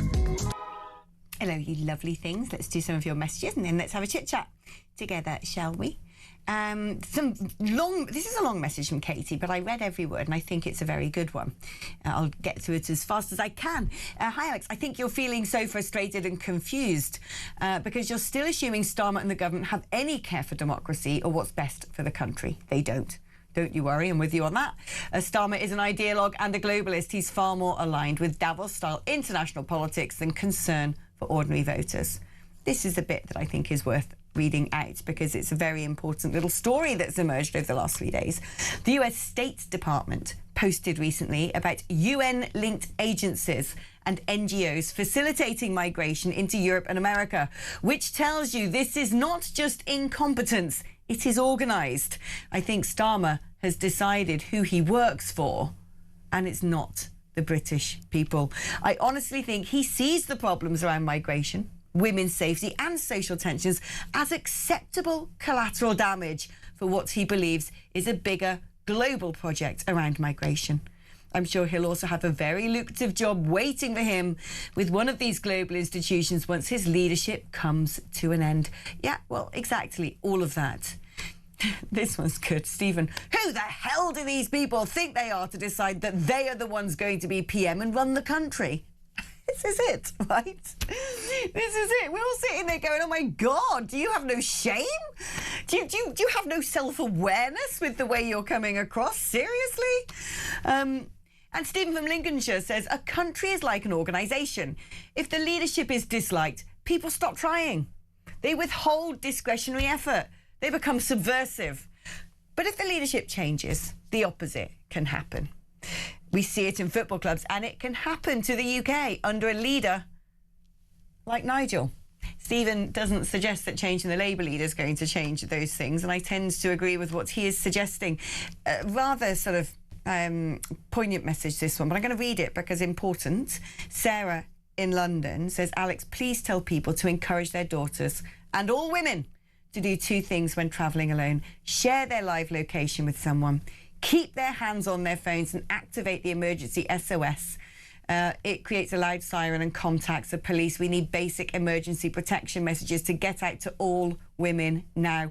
I'd also say, do not wear earphones when walking around. Be aware of your surroundings. It is not worth walking somewhere late at night and alone, because you can have many safe journeys doing that. But the one time it doesn't work out in your favour is one time too many. And if I was a parent right now, I'd be saying to my daughter, whatever you do, just be very careful what you listen to, who you trust. Don't let yourself be brainwashed. Your safety comes first. Right, let's have a conversation with some of you now. Let's speak to Stuart in London. Good morning, Stuart. Good morning. It's wonderful to speak to you again. Lovely to speak to you. As always, wonderful. I always listen to your programme. Andy Burnham, I mean, if you actually look at his expertise in financial matters, he was actually worked for the Treasury from just before the big crash when Gordon Brown was there. Do you remember when they left the note, there's no more money left? Mm-hmm. So that's about his expertise in finance. I mean, he's more left-wing than Starmer. The bond markets will go into a complete collapse if he ever got in. I mean, obviously, you know Andrew Neil, don't you? Andrew Neil, the presenter. And Liam Halligan. Of course they do, yeah. Andrew Neil's usually downstairs on Times Radio. Obviously not as good as talk, but, you know. Both said, and these people are very experienced people, this is the most economically illiterate government they've ever known in their lifetimes. Possibly the most economically illiterate government in the whole of Europe. In the last 100 years. They haven't got a clue. All they're doing, you know, they're just swapping the deck chairs of the Titanic. They've got one useless lot to another useless lot. I mean, what difference would he possibly make, apart from telling us more left, more taxes, everything up? And the person before, I said that Paul Embry said that he does a good job with the minimum wage, Labour, and the Renters Act. Well, the minimum wage has caused thousands, hundreds of thousands of people to become employed because companies can't afford to employ them. And the Renters Act, now my sister and her husband had 9 properties, they've sold them all. In the paper the other guy had 71, sold them all. I think it's a guy I do know for many, many years, he's got quite a few hundred, but when I spoke to him the other day, I'm selling them all. So how has that been good for the country, ordinary people? There'd be no properties. You go speak to any estate agent. There's no properties to rent at all. And the rent's 250 quid for a room they charge. And that's out of the suburbs. You get towards Camden and places like that, you're talking 400 quid a week. Listen, Stuart, you're preaching to the converted. I couldn't carry on living in London. My rent was so high, and I'm like, I'm blimmin' in my 40s. I ain't living in some shared house in Zone 6. I respect myself too much to do that, and I wanted to get on the housing ladder at the grand old age of 41. And in order to do so, I've had to move not just one county along, not just 2 counties along, but 3 counties along. And I have to commute 2 hours to get to work because, frankly, wherever you could just, put London in the middle and get a piece of string and go like that, a radius around of the commuter belt. And anyone who wants to get on the housing ladder has to go beyond that. And the commuter belt keeps pushing wider and wider and wider as Londonistan just becomes a foreign country. And so anybody who wants to try and, own a little tiny bit of brick and mortar in order they might not have to live under a motorway bridge in their twilight years, then has to commute 2 hours door to door on transport infrastructure that is ridiculously overpriced and unreliable. I'm beginning to sympathise with people who work from home of my age group because you kind of think, what do they want from us? We can't rent in the city, we can't buy in the city, yet you want us to work in this city and you're not putting our wages up, are you? You're not paying us anymore, so what do you expect us to do? I'm sorry, I wasn't born into a rich family. I can't do this as charity. That's how a lot of young people today are feeling. I know, Alex, a friend of mine, he's got his 2 sons. They bought a pledge between them, but they're on, one's an electrician, they're on a lot of money between them, probably only about $4,000 a week. And even they, after tax, are still struggling. That's mad. So many bills to pay. It's crazy town. And then you look at the statistics. Migration Watch put out something earlier about the number of people in Tower Hamlets in social housing, in taxpayer-funded accommodation. And it's something like way over 50%. I'll have to find the exact post. But it's more than half of the social housing in Tower Hamlets have gone to people who weren't born in this country. So that's it. The likes of you and I are paying for them to have a house in London. When I have to set my alarm for 5 o'clock in the morning and sort of, go by train, boats, automobile and magic carpet to get here. It's ridiculous. I just can't. Alex, you got these quangos. Now, they were set up, Blair set them up to take the work of what the civil servants are doing. Now, they're costing, if you actually do the research, $388 billion a year.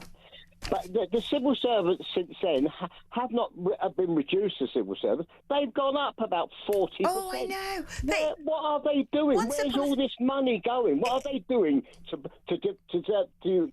justify that sort of money, that expenditure? Oh, I'm with you. If you look at how many people are now employed in the public sector, the quangos, the devolved governments, the special advisors. Have you noticed as well, I just want to say, to everyone, ladies and gentlemen, one thing that this sort of psychodrama has exposed is you've got all these ministers handing in their resignation letters, and it's like, minister for what? You know, it's the Minister for, like, Cats and Dogs has just sent a resignation letter. Oh, the Minister for, like, you know, Marzipan doesn't want Sir Keir Starmer to be Prime Minister anymore. The Minister for, I don't know, picking your nose. It's like, you do realise that ministers are paid more than MPs. They get an extra, you know, amount of stuff. What are you the Minister of now? Why do we have ministers for every type of invented subject under the sun? It's craziness. Jobs for the boys, noses in the trough, a lot of them. Stuart, thank you ever so much. Let's speak to AJ and Gwynedd in Wales. Bore da, how are you doing? I'm fine, thank you. The last time I spoke to you, I was in my winter home. Ah, are you in your summer home now? I'm in my summer home now. Oh, well, lovely. I'm happy now. Good, I'm glad to hear it. How is Plaid life? How is the future looking under Rhyn ap Ioreth? I don't know, to be quite honest, because I don't live here, so I haven't got an address. I live in a caravan, so I don't know. Apart from really looking interesting about this price per person to come onto the campsite right. for a tax, a holiday tax, and it looks as though we might have to sort that one out. Oh, yes, this is sort of another thing that's been snuck in the King's speech, this idea that we're going to introduce tourism taxes in the United Kingdom.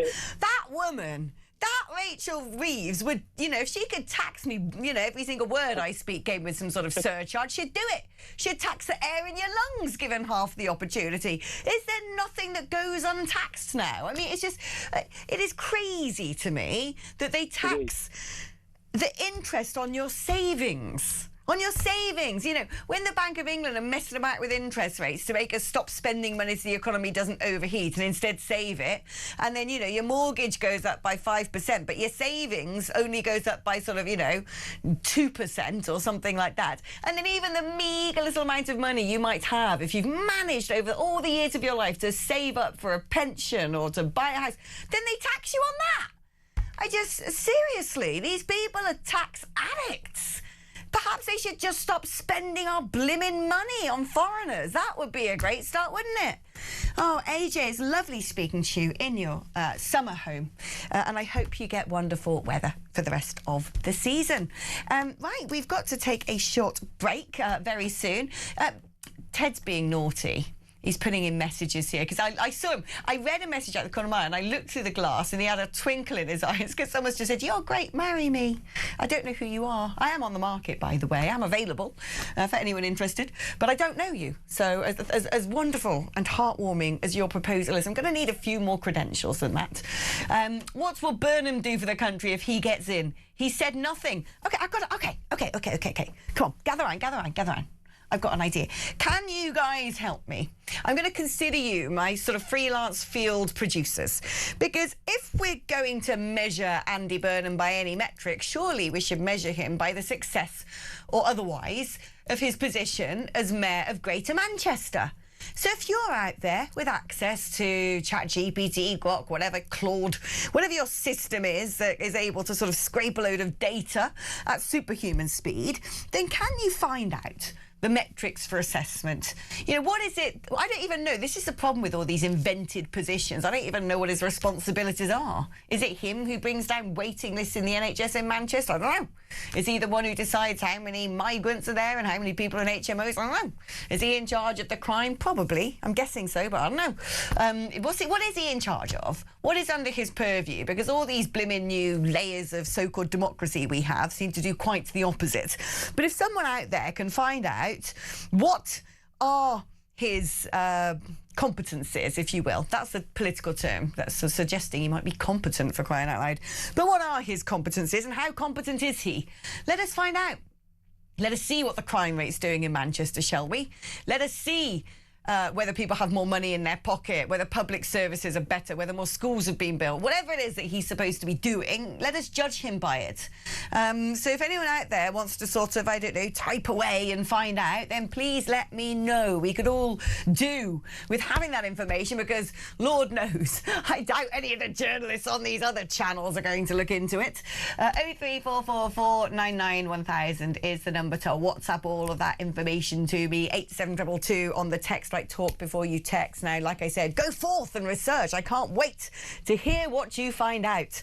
We're going to take a short break now. And I know, sorry, we can't afford to pay because cost of living and all that.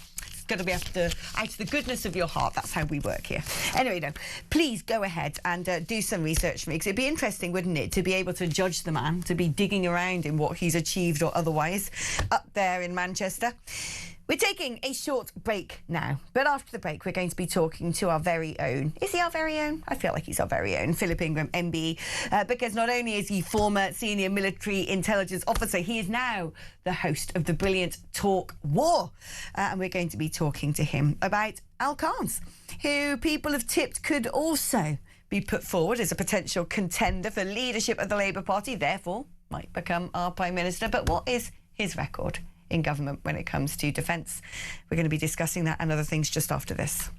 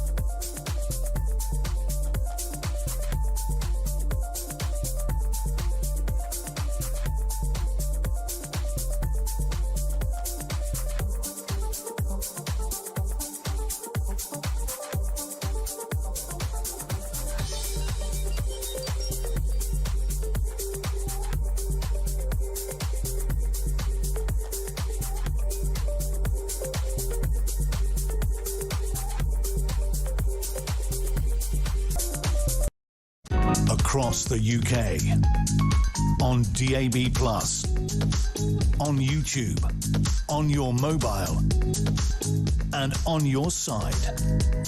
This is Talk. Hello, welcome back. Now, Al Carnes, some said, could be potentially could lead a Labour Party. I don't know if he's made any mention of the fact that he wants the job. But, you know, he is a former military man. People think he's sort of semi-commonsensical. But what of his record in office? Has he been standing up for the values of veterans? Is he someone who's cognisant of what a dangerous world we live in, how important it is to protect our servicemen and women, and how important it is to invest in defence? Well, that was one of the topics of conversation between the veteran, Falklands veteran Simon Weston, and Philip Ingram on Talk War recently. Let's have a look. We've actually got veterans who are ministers. And you look at what's going on with the repeal of the Northern Ireland Legacy Bill and the persecution of veterans. And we've got ministers who decide that that's exactly the right time to go on a little visit to the Gulf for 24 hours so they don't have to get involved with the vote. What do you make of their moral courage? What moral courage? People who avoid taking responsibility, that's moral cowardice. And there are different types of courage in this world, but moral courage is one of the absolute sacrosanct emotions we should have. Yeah, and Al Cairns, Defence Minister, big special forces, special boat service, highly decorated, the most decorated MP we've got. He was the one that ran away from taking a vote on the legacy bill. What do you say to him? I don't think I could say too much, really, but that would speak volumes, because I don't think I could even shake his hand. Well, there we are. I mean, it doesn't really shine a particularly glowing light upon him, does it? Let's speak to our very own Philip Ingram, Big Phil, as I like to call him, former senior military intelligence officer. I mean, this is the thing, isn't it? I don't understand how someone who he himself has had a military career can stand by and just sort of, you know, look away in shame, allowing his leader, allowing his government to conduct a witch hunt against veterans. Yeah, good morning, Alex. Yes, Al Kearns, you know, he chose to go off to the Gulf whenever there was this vote in Parliament on the appeal of the Northern Ireland Legacy Bill. Instead of standing up and, as Samuel Weston said, showing moral courage by voting against the government, supporting veterans, and he'd have had to give up his post. But that would have probably earned him the vote for every veteran should he put his hat in the ring for Labour leader. But what it's done is it's undermined his position. Whoever's advising him from a communications perspective is getting it badly, badly wrong. How about defence spending? Because clearly one of the main things that the defence minister has to do, he doesn't get to decide how much money gets thrown in the direction of his department. That is the purview of the Chancellor under the directorship of the Prime Minister. But the government have sort of suggested that they're putting more money into defence than successive governments and their predecessors. But how is that tallying up with actual defence spending, actual delivery? Well, again, this is fascinating. You know, the government has put more money into defence, but it's also got defence to have to pay for more stuff. So the reality is defence is having to find £3.5 billion of savings this year, which means that they're stopping all in-year expenditure, which means training, it means upgrades to accommodation, it means visits to different militaries around the world to swap ideas to make sure that you can work interoperably. And there's supposed to be a defence investment plan that brings together how defence is going to be funded for the next 10 years. That was promised with the Strategic Defence Review.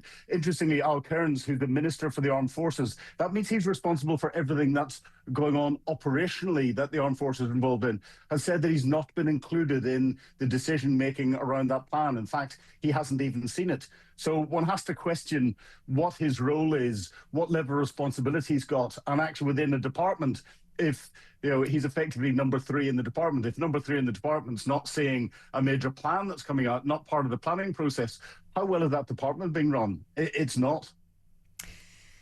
So where does this leave us, essentially? Because, you know, when we've seen everything going on geopolitically, when we've looked at the failure to be able to send anything out to sea in defence of Aquitaria, when we've looked at the lily-livered approach to standing shoulder to shoulder with our allies, when we've looked at some of the decisions being made at the top of government, it worries me that we are now essentially a nation unable to defend itself.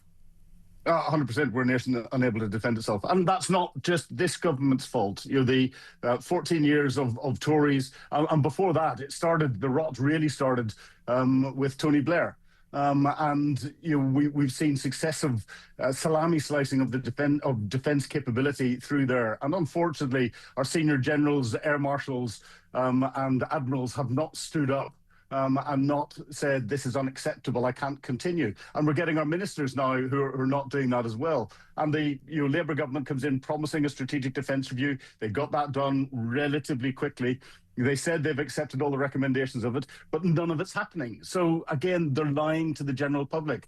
And while the world is getting more and more dangerous, we're becoming less and less able. And then we get political decisions like Keir Starmer saying that he wasn't going to support the United States with their attacks into Iran, lying to the country because the US were still using many of the bases that they'd always been using in the same way that they had. So in effect, the UK had supported the United States going in. And then 48 hours later, Keir Starmer changes his mind. But what he did was he upset Donald Trump. And instead of being in a position where he was sitting at the table of Donald Trump, able to whisper in his ear and act as his conscience, he's now been excluded. And that has pushed us back as a country, pushed our influence back. And that's just politically disastrous. Actually, while I've got you here, what are your big top-line take-homes on Trump's recent state visits to China, particularly regarding some of the conversations over Iran and the conversations over Taiwan as well. I mean, for me, one of the big headlines is the fact that they're doing business on oil. I suppose Xi Jinping can't buy it from Iran so much at the moment with the American blockade, and that's great, I suppose, for American influence and filling America's coffers. In return, it seems that Xi Jinping has warned America not to sell weapons to Taiwan. Well, I don't think Taiwan's being aggressive and wants to invade China, quite the other way around. It seems to me that Xi Jinping expects Donald Trump to say, well, you know, good luck, just go on in there. We're going to make sure that Taiwan can't even defend itself. What do you make of all of this? Well, what we're seeing is diplomatic dancing. We've got two leaders. The United States, the number one economy and the number one power in the world. Xi Jinping with China, the number two economy and number two power in the world. Xi Jinping wants to become the number one power, and therefore there's power play going on between Donald Trump, who's a very alpha character, and Xi Jinping, who's also a very alpha character. And if anyone criticizes them at home, they tend to disappear very quickly indeed. And what we're getting and what we've seen publicly is this diplomatic dancing that's going on. The United States has weakened itself in what it's done in Iran, and weakened its influence with China, because China relies on oil and products coming out of the Strait of Hormuz. About 40% of what comes out of the Strait of Hormuz, China consumes. So China's being affected by this, and China's really concerned about the impact that it'll have on its economy. But for Xi Jinping to come out and bring out what was effectively a threat around Taiwan, and Donald Trump not to come out with a public rebuttal of it, is very telling in itself. We have to see what comes out in the coming days and weeks once Trump gets back onto the United States.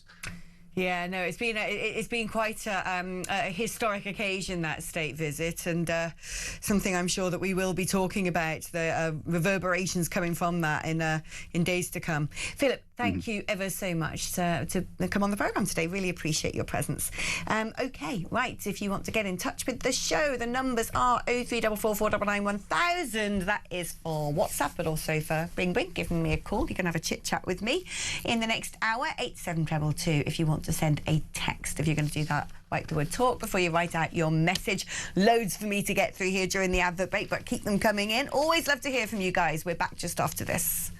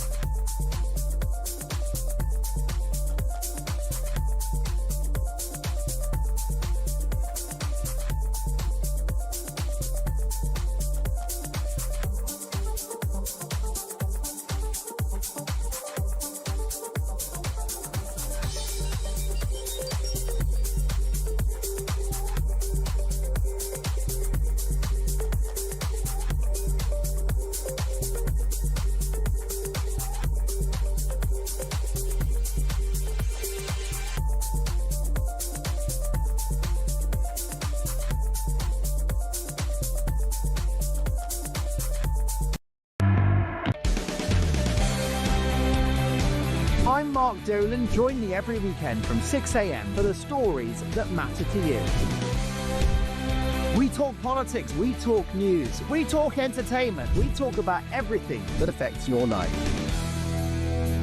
There's only one place to start your weekend, the home of common sense. Talk Breakfast on Talk.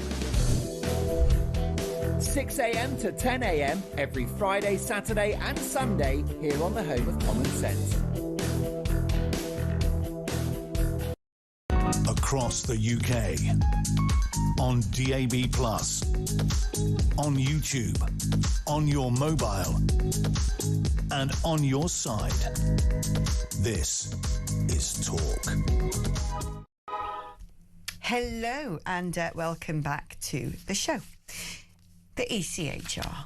I mean, you know, if one thing typifies the absolute shower of globalism, this weird inversion of the truth, it is that institution, the ECHR. Now, we all know it was established with goodness at its heart. After the Second World War, actually, we were pretty much, the country said, we need this in place. After the trials and tribulations and the millions of lives lost after 2 world wars, the ferocity and the evil of Nazism and Stalinism, we suddenly went, OK, we need to make sure that this can never happen again. And so the ECHR was created, the European Convention of Human Rights.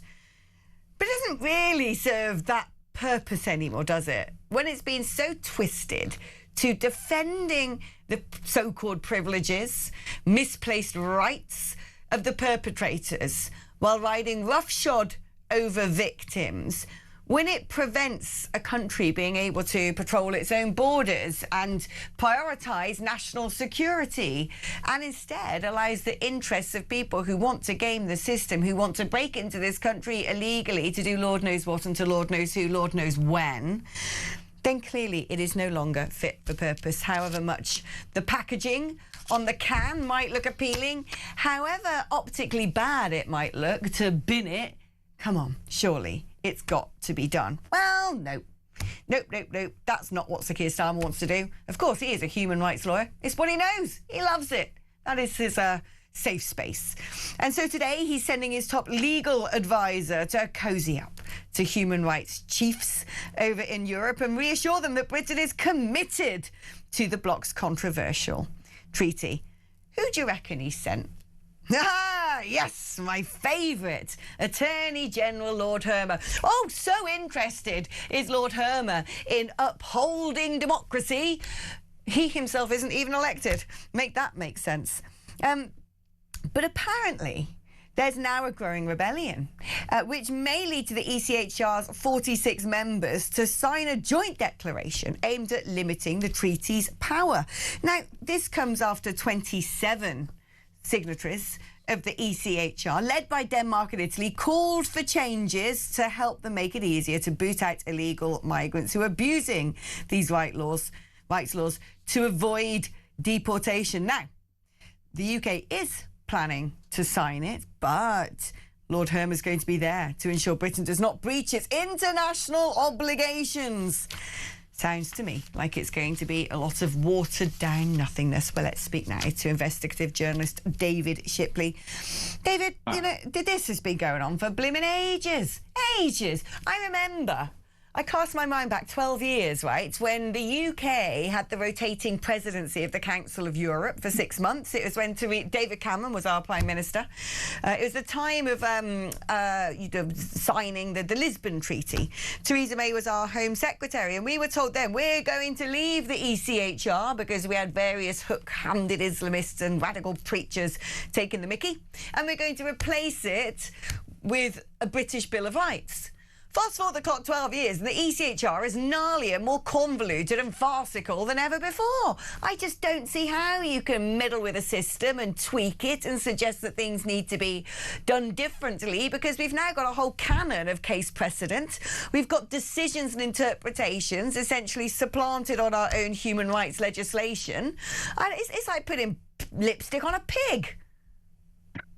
Yeah, I think it is. I mean, the problem is, of course, that we have men like Hermer, men like Starmer, men like Jonathan Powell at the heart of government who care most of all about these international treaties and rules, and for them they are a religion. So these are not men who would ever be able to say, actually, we need to leave this, but that's what we need to do. I think it's worth understanding how ridiculously ECHR is being used. So one of the ones they're discussing today is Article 3, which is supposed to be about protecting people from, torture, inhuman, degrading treatment, things we would all, on the face of it, agree with. How that has actually been used in the UK, in English courts, is that people have said, you can't send me back to France, even though I arrived in your country illegally, because in France, they don't house asylum seekers. and that would be, you'd be making me destitute, and that would be inhuman. And English courts have accepted those arguments. So this is how ridiculous it's become. Every single year, every decade, the rights get stretched and widened a bit further, and the country has become ungovernable as a result. So this is what a lot of people are going to be like, I don't get that, because France is also a co-signatory of the ECHR. In fact, it is a precondition of being a member of the European Union, despite it being a separate institution. So how come in France they don't have to house asylum seekers when it comes to ECHR, and we do? Because it doesn't seem to be a uniform application of these treaties. There isn't. So by and large, ECHR rules are implemented through national law. So the UK, it's the Human Rights Act, and determined by national courts. So British courts have tended to take this sort of maximalist approach. Other countries don't necessarily. So yes, we have these bizarre situations where we're told we can't possibly send someone back to another ECHR signatory because they'll be, breaching their Article 3 rights if they don't have a house or they don't get given a mobile phone. This kind of absolute nonsense. And I think this is the problem culturally, is that we had this during the EU membership period, didn't we, where our courts would always really enforce the rules as robustly as possible, and maybe other EU member states' courts were not quite so keen, wouldn't go quite so hard, so we were put at a disadvantage. Now, one thing that is really smacks of the ludicrous, right? It is absolutely absurd. Is our Attorney General, Lord Hermer, who's going to say, yes, we need to start applying the ECHR in a more pragmatic fashion. It's ridiculous that we can't deport these terrible people anymore. But this is the same unelected Attorney General whose previous clients have included Shamima Begum, Jerry Adams, a 9/11 terror attack plotter Mustafa al-Hossawi. He's actually used the ECHR to, in my mind, and probably the eyes of everybody, defend the utterly indefensible. When it comes to somebody misusing this treaty against the interests of the British state, he's probably in gold medal position. Yeah, I think the thing you have to understand about people like Hermer, like Starmer, like Powell, is that they are fundamentally not believers in the idea of nation states. They think the idea of advancing British national interests is wrong. We had Gus O'Donnell, who was the cabinet secretary. He said he thought his job was to maximise global well-being, not British well-being. These people actually do not believe in advancing the interests of Britain and its people, and that's why it's so dangerous to have them at the heart of power. How do you see this unfolding? I'm guessing it's a foregone conclusion, isn't it? Ain't anything going to change? Well, yeah, so it's a political declaration which doesn't actually bind any courts. It might nudge some marginal decision. I think what's interesting is actually other parts of Europe quietly are becoming much more anti-migration than Britain is, which is quite dangerous for us, because if we become the softest touch in Europe, while places like Germany, for example, are sending Afghans back home, we are going to draw in more and more and more of the worst migrants and those who are breaking the law to get here, because we're being too soft. And I think that's the risk, because actually lots of Europe is becoming more rational about migration and starting to think in its own national interest. I think you're right on that, and I can't wait for the 500,000 people randomly given Spanish citizenship to make their way over here and join us to sing Kumbaya. The brilliant David Shipley, ladies and gentlemen. Anyway, the equally brilliant Trevor Kavanagh is up next, so do stay tuned. We're going to get some truth bombs from him. That's after this.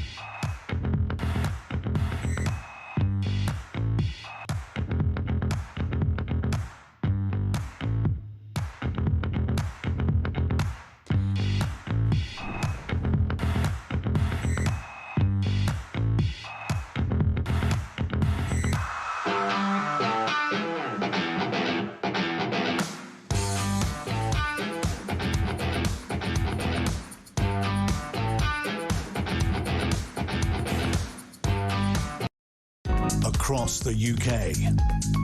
On DAB+, on YouTube, on your mobile, and on your side. This is Talk.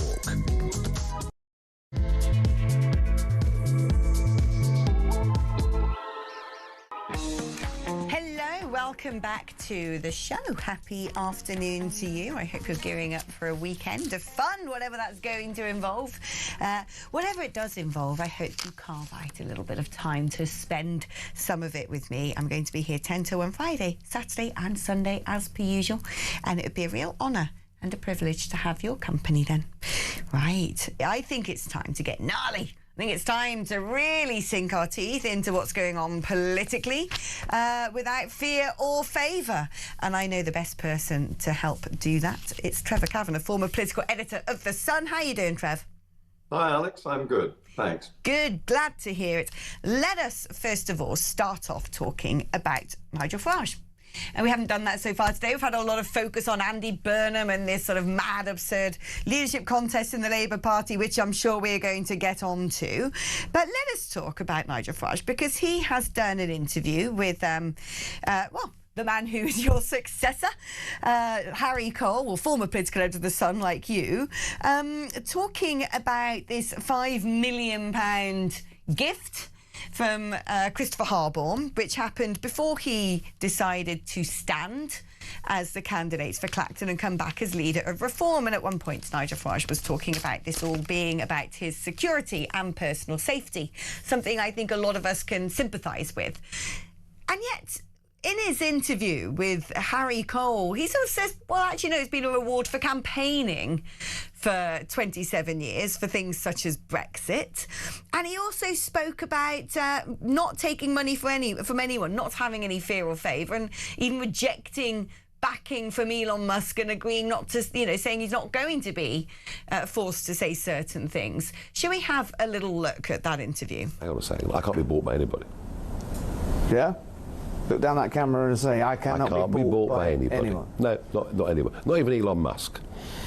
Yeah, what happened then? He tried to get you to, what, pledge a load of policy? Well, he wanted to give us a load of money if I said certain things publicly, and I refused. What did he want you to say? Well, this and that. But I didn't do it. So I made an enemy of Elon Musk, but that shows you I'm my own man. I make my own mind up. Trevor, what do you make of that? Because it's created some rather astonishing headlines. First of all, let's talk about the £5 million donation or gift or whatever it may be. We know this is now being investigated by the Parliamentary Standards Watchdog. If they see fit, they'll pass it to the Standards Committee. If they see fit, they can impose a punishment. And if they want to go all in, it would be a 10-day ban from the parliamentary estate, which then triggers parliamentary recall, requiring 10% only of the electorate of Clacton to say we want a by-election. A by-election which I personally think, if it comes to pass, he would win. But what do you make of all of this in general?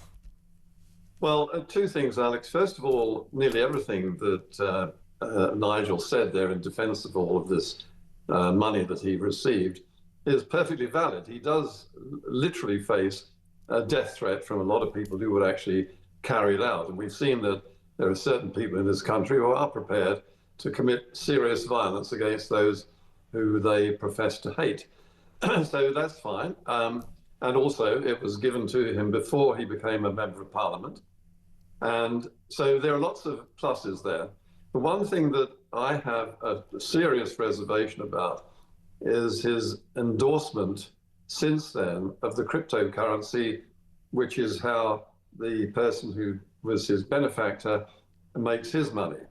And I think cryptocurrency is still an unknown quantity and has great question marks over its likely survival. I don't know enough about cryptocurrency, but Warren Buffett said something along the lines that if you don't understand something, don't invest in it. What about what he's suggesting about Elon Musk? Because certainly it's seen for a long time. Farage was a bit of a golden boy that Elon Musk wanted to see political revolution across Europe towards populist or what I would call common sense politics. And then clearly there was all of a sudden some sort of strange falling out where Elon Musk started saying Nigel Farage is weak sauce. Initially he seemed to be having chit-chats with people like Ben Habib when he set up Advance UK, and now seemingly is throwing his algorithms behind entities such as Restore Britain, and is, you know, pretty critical of Nigel Farage. And, you know, watching that, my feeling was, however honourable it might be, to say, look, the reason perhaps why there was that fallout is because Elon wanted me to say and do certain things that I wasn't prepared to do in return for money. I wonder how valuable that is, saying that in the public domain. I wonder whether this is going to sort of exacerbate issues. Well, I think the thing about the Elon Musk offer, which obviously was requiring something in return, was it was literally impossible for Nigel or anyone else to accept, especially since it was so public and it was coming from America and it was a foreign country meddling in our affairs. So he couldn't accept that. What he did accept was something that nobody knew about before until it suddenly became public here on this £5 million. So they are really quite different.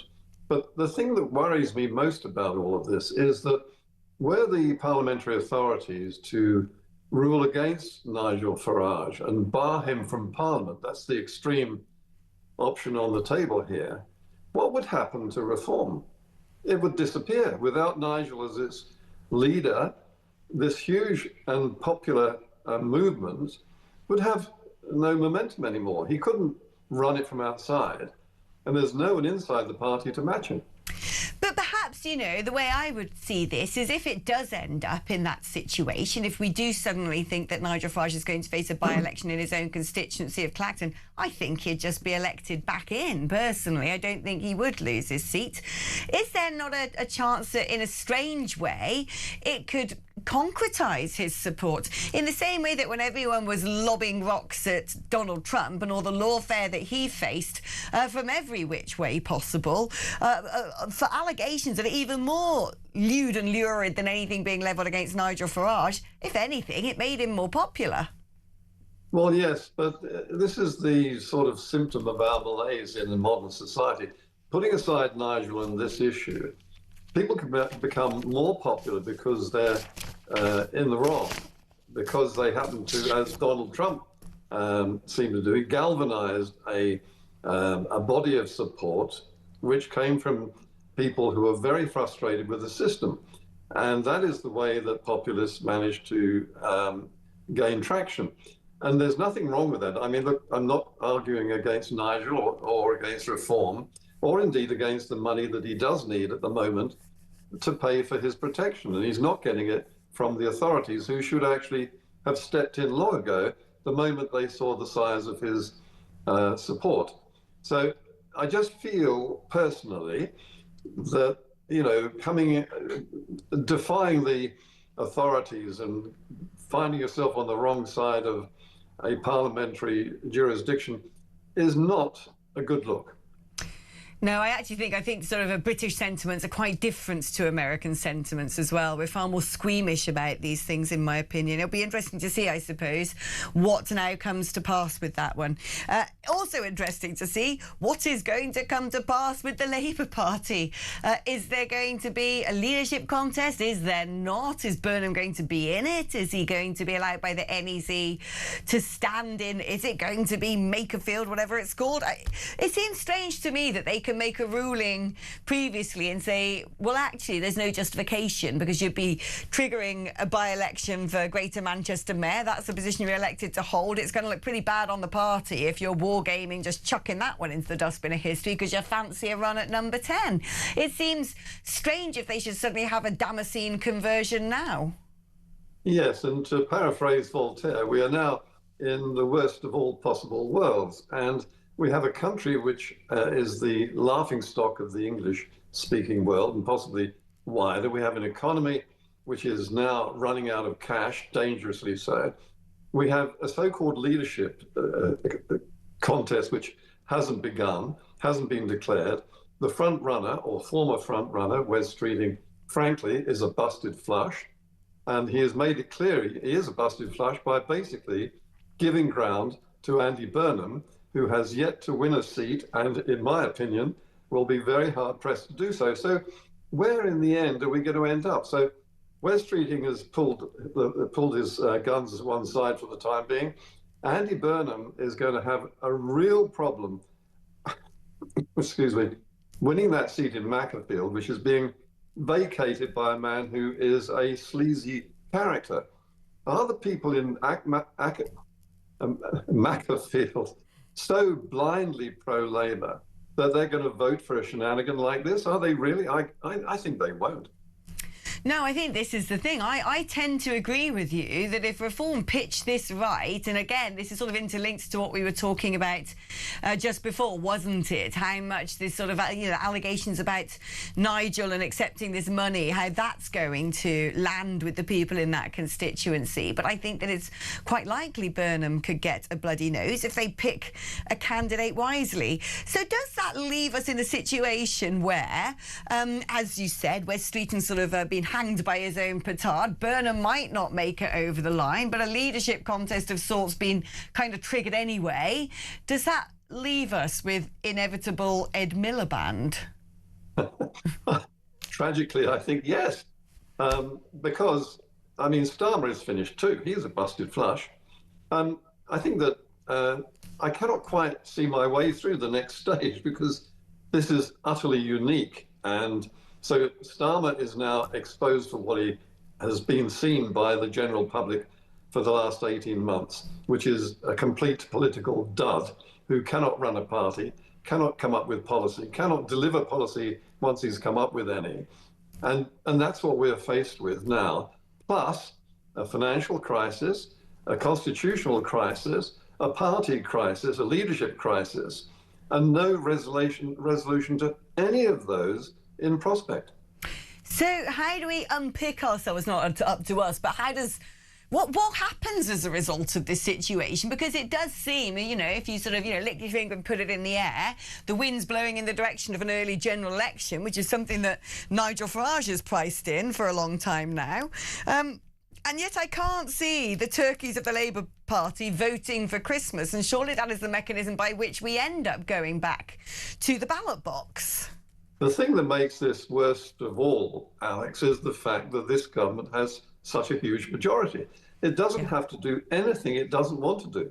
And as you say, these are turkeys who would be voting for Christmas if they went for a general election. I mean, what are they going to do once they're unemployed? Who's going to want to pick up useless ex-Labour MPs and cabinet ministers for some sort of profitable work, which once upon a time was the sole objective of Labour apparatchiks as they entered Parliament, entered the political system. Their objective was to get to cabinet rank, then do a couple of years, then leave, get a huge, well-paid job in the city or somewhere else afterwards. That option is no longer available.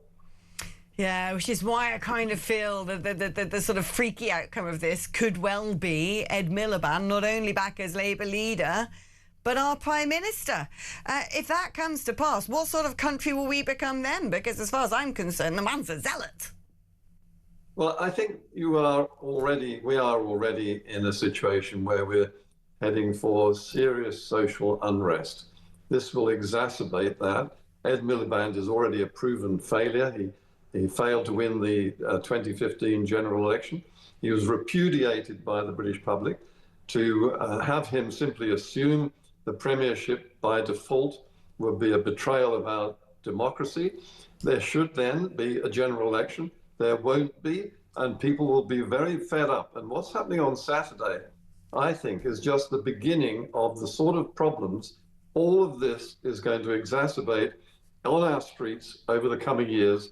and we ain't seen nothing yet. Let us talk about Saturday. Actually, I'm glad you've brought that up, because what we're talking about here is there's the Unite the Kingdom rally, which is sort of spearheaded by Tommy Robinson. That is gathering, I believe, in Trafalgar Square on Saturday. At the same time, there is some sort of Nakba anniversary, which is a pro-Palestinian jamboree, which is also taking place. And yet it seems to me that the police see fit to be using facial recognition on anybody attending the Tommy Robinson event. But, oh, don't you worry, you wear your COVID masks and your burqas and scream jihad on the other side of the fence. And I know what the people on the other side want. They're going to want to come and provoke the people who've turned up for the Tommy Robinson event in the hope that there will be some sort of discord so they can point to go, see, racist, dangerous, horrible, and then perhaps Herman might fly home early from Moldova, where he's cozying up to the ECHR chiefs to have some televised trials again. I don't know. What's your take on this sort of, we've also got a football final, haven't we? I don't think we've got enough police to go around. They're bringing in some crazy futuristic looking armoured vehicles. I mean, what is going on? Well, I'm no fan of Tommy Robinson, to be honest, Alex, but look, what's happening here is a blatant attempt to smear the right of centre, not the extreme right, because I don't think that the extreme right has the traction that they are portrayed by the left as having in this country. I think the right is on the middle of the public opinion political ground. I think that the left is the Gaza, the pro-Gaza movement, and it's because of that that the police and the politicians on the left are saying, look out, Tommy Robinson and his mob are coming for you. I think that what they're doing here is exacerbating that split between the marches on either side. The pro-Gaza movement, frankly, should not be allowed to march. I think it's nothing to do with Britain. It should not be dividing Britain. It is dividing Britain, and it's a very dangerous phenomenon. No, I agree. I'm with you entirely. But what is this all about? There's something dystopian, dark and ominous about saying we're going to roll out facial recognition technology, but only for one protest. Well, I think that all technology has this sort of double edge. First of all, it's fantastically useful in the right hands and extremely dystopian and worrying in the wrong hands. I mean, if you go to China, you cannot budge. You do not go anywhere without being monitored. If you go to visit someone, you are being watched. As you enter the door, you're being watched. As you come out again, you're being watched, and it's being logged. And if you do anything wrong, you're nabbed. And if you go to China these days, the country is tamed to the point of almost abject obeisance to the authorities. That is the dark side of this sort of facial technology. It sounds good because you can track someone if they've committed a crime, but you can also track someone who's completely innocent and is going about their business, but happens to be doing something that some of the authorities disapprove of. See, this is the thing. When I think back to I think one of the most chilling periods in British history is when I sat in this studio and I was watching, the legacy broadcast channels showing the televised trials of people like Lucy Connolly. All these people had written a tweet and then were being sort of publicly shamed and thrown in prison. I knew people had turned up to some of these protests who were themselves arrested, taken into custody for stupid amounts of time, who were then urged, well, just plead guilty, just plead guilty.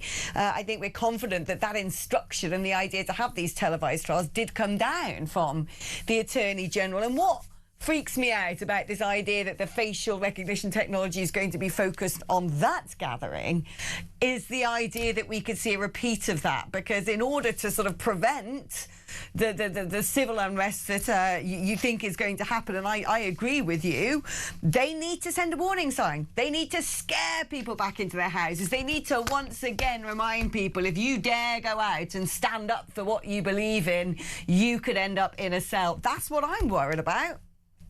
Well, I think that we've learned absolutely nothing from the shameful episode of Lucy Connolly.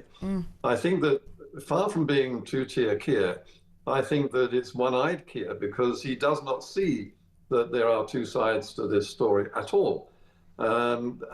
He simply decides, or Lord Hermer or the authorities who are basically under the sort of instructions of Downing Street at the moment. I'm talking about the civil service, the police, local authorities generally. They all deem anybody who queries the left-wing view of politics as being dangerous and should be corralled. And that is a breach of... If you don't have free speech, you do not have democracy. And that is what we risk losing in this country. And what we've got now, because we haven't got the freedom of speech that we should have, we're having division and protest and unrest and the threat of insurrection. I agree with you. I mean, people have tried again and again and again and again and again and again at the ballot box, and they are ignored. So they're left with no other option. And now when they take to the streets, the fear is that they are going to end up once again dragged into police custody. Let's see what happens after Saturday, Trevor. I always love catching up with you. Probably the most commonsensical man in Britain. I'm going to go down. I'm going to go down on Saturday. As a journalist, after I finish here, I'm going to go down and see what is taking place in our capital city. It'd be remiss of me not to. So when this mug is caught on camera, I don't know if I get chucked into a prison cell. I've probably got a book in me somewhere. Lord Archer did, didn't he? Not that I'm going to do any sort of misdemeanour, but I am going to go see both the Nakba anniversary and the Unite the Kingdom rally and, you know, take stock of what's taking place in our country, because, believe you me, there is something. It actually makes me feel a bit ill, a bit queasy, thinking about, I mean, is this all tied up? What is Herma discussing with the ECHR in Moldova? Why are they using facial recognition technology at that one protest and not the other? What lies in store? They've closed a lot of bars on Whitehall, so clearly they don't want people, you know, having pints. I doubt a lot of the pro-Pally lot of drinkers, let's be fair. But I can't remember the last time these rallies took place, there being anything particularly untoward that happened as a result. So are they expecting provocateurs from the left to try and create scenes of violence and disorder? And if they do, well, we know which people are going to be the ones who are going to be publicly prosecuted. And that's what scares me. Because if you can't have people getting their way at the ballot box, if you deny them democracy again and again and again and again, we're being dragged back into the EU after all.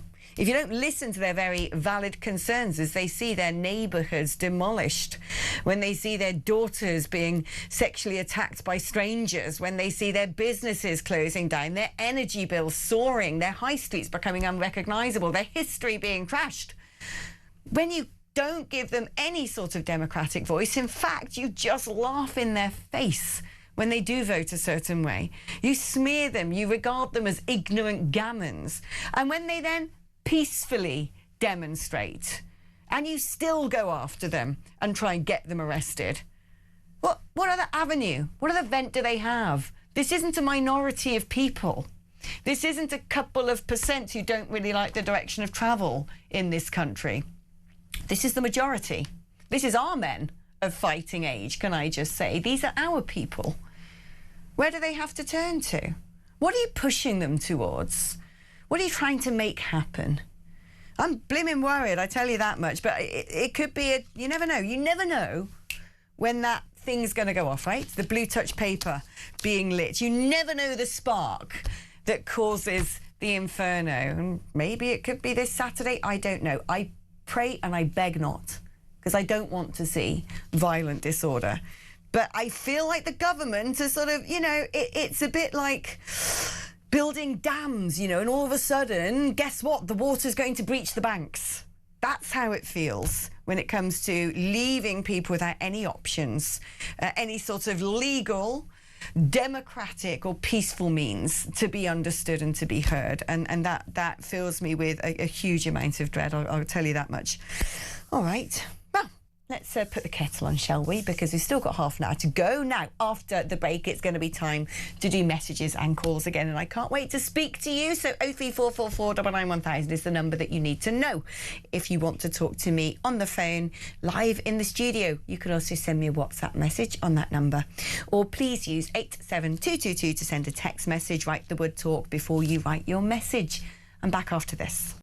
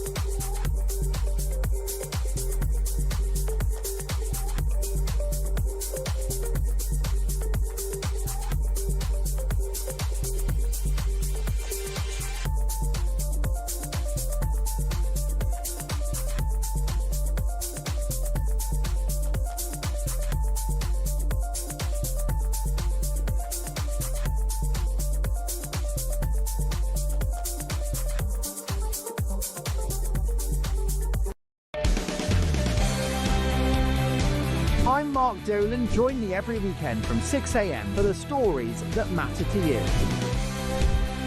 We talk politics, we talk news, we talk entertainment, we talk about everything that affects your life. There's only one place to start your weekend, the home of common sense. Talk Breakfast on Talk.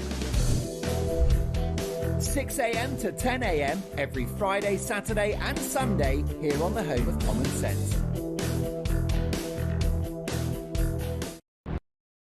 Across the UK, on DAB+, on YouTube, on your mobile, and on your side. This is Talk.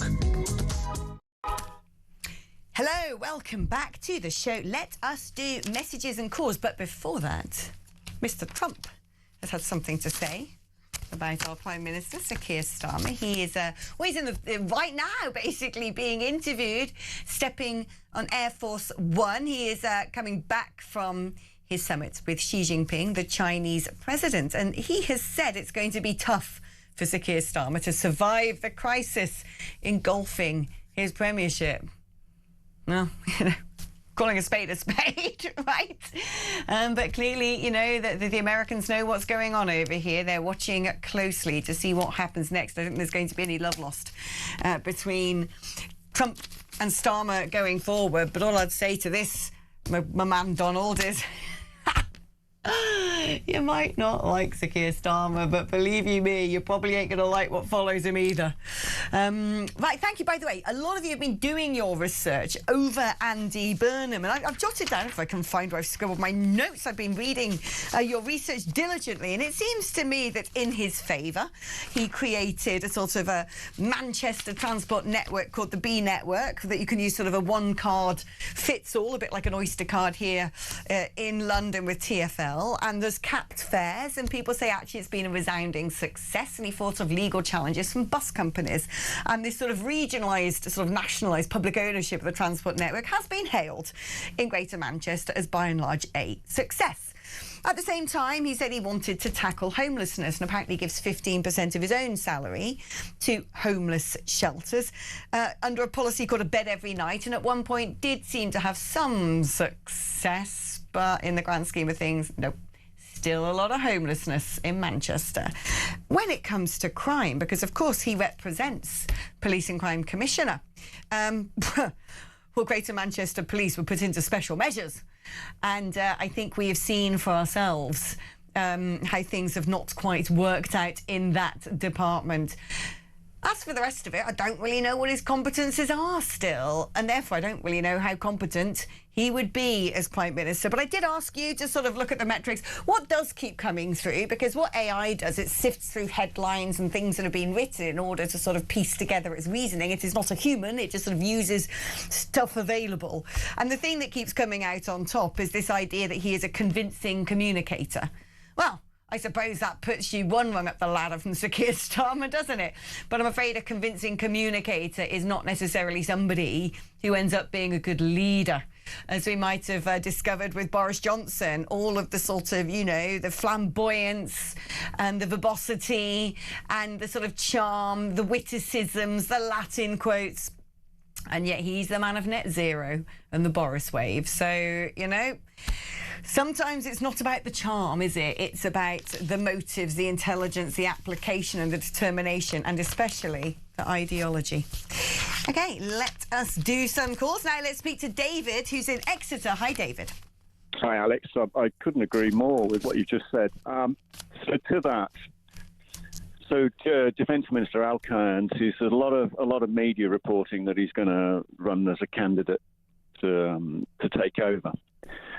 But one thing I'm fielding is a huge amount of discontent from the veterans groups, veterans campaigning, and that's somebody I spent years with Dennis Hutchins fighting his campaign on the lawfare for Northern Ireland veterans. Is what a lot of these veterans are saying is why was Al Cairns missing in action from the lawfare debate and the Troubles Bill? And there's a lot of criticism coming in against him on this in terms of his And there's some quite strong language being used here, by the way, that, I'm not going to repeat on air, but you can imagine it's a very passionate subject. But clearly what's come out of this is if Al wants to proceed, and he's saying he's got a plan, which, of course, Keir Starmer didn't. He came in completely incoherent. He had no plan. He developed no policy when he was in opposition. He came in, and then, of course, we discovered that he doesn't really have any. It's not just a question of not having any plan, but nothing coherent to add for the better for anyone to make things better, which, of course, is why we are where we are now. But going forward with this, Al is a decorated veteran himself. And I think what's got to happen, based on what I'm seeing from the veterans and veterans groups, is that before he's accused of anything more significant on this issue, in terms of the betrayal that's already down at the moment, is he's got to actually have a discussion on this and set the record straight and come clean about what's what. Because a lot of the senior officers I'm liaising with are saying unless this is resolved, our serving military is compromised. Alex, and I'm sure you'd agree with me as someone that loves our military, is we cannot have either of these situations going forward. If he wants to be a candidate to be PM, he's got to come clean, sit down with someone, talk about this, and get it out on the record. Because obviously, if he was vetoed from doing anything about it by Starmer and Hermer and Powell, I can kind of understand that, because they wanted to ram this through regardless. I mean, it may well have been, shut up, leave that alone, Al. I don't know. But what I'm saying is he has to now talk about this, because otherwise, for him to go forward, I feel it's going to be quite a significant handicap for him as a candidate. Yeah, I mean, look, I think you're right. When, at the end of the day, we want to see someone with bravery and integrity if you're going to be a leader. So I think that actually when it comes to this and how much veterans are fairly disgusted about the fact that he didn't actually show up and vote in their favour, it is something he would need to address. I couldn't agree more. David, thank you ever so much for your call. Right, we're going to be taking a short break now because my old mucker, Kevin O'Sullivan, is lined up to join us just after this.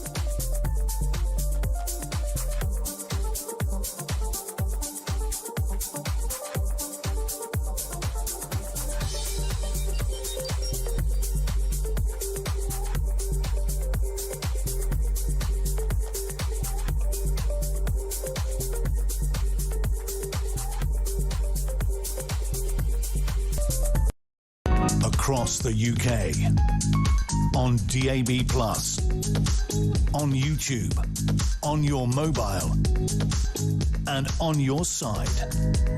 This is Talk. Oh. Hello, welcome back to the show, and welcome aboard is Mr. Kevin O'Sullivan. Kev, crosstalk.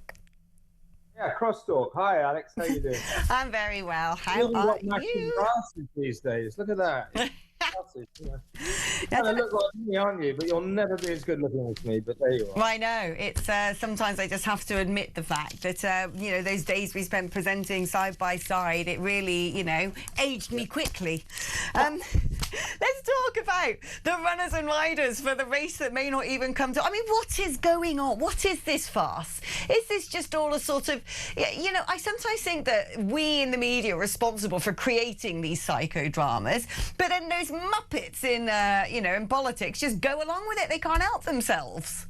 Well, there's just so much to sort of pack into this debate. First of all, the people of Makerfield will not appreciate Andy Burnham taking them for granted. The local council there, it doesn't fit neatly into the constituency, but the most relevant local council at the recent local elections, of the 25 seats, 23 went to Reform UK. And I suspect that Mr. Burnham is going to have a very, very tough time there. A lot of people saying to me, oh, well, you know, what you don't realise is it's different when it's a general election, when it's a by-election, and that a lot of people don't like Nigel Farage. Well, if I am any judge, Mr. Farage and Reform UK's battalions will head up there, and they will say to the people of Makerfield, vote, you fancy getting closer to Europe, kind of betraying the Brexit vote that you all voted for. Well, Andy Burnham is your man then. Oh, you don't want to solve the migrant crisis. You want to stay in the ECHR. Andy Burnham's your man, and so on and so forth. I suspect Mr. Burnham is in for humiliation. And what the hell is going on with these Labour people? He, meanwhile, will vacate the Manchester mayoralty. And the word is that Reform UK could easily win that. I mean, this is just a shambles, a clown show. Meanwhile, back in Parliament, I've got bad news for Angela Rayner. She is trying to be a serious politician going for one of the great offices of state. We do not accept you, Ange, just going, oh, it's okay, I've been cleared now by HMRC. You don't have to talk about that anymore. Well, A, she hasn't been cleared because she's had to pay £40,000. So that's not clearing. That is, you didn't pay it, you paid it now. B, we don't know whether she was fined or not.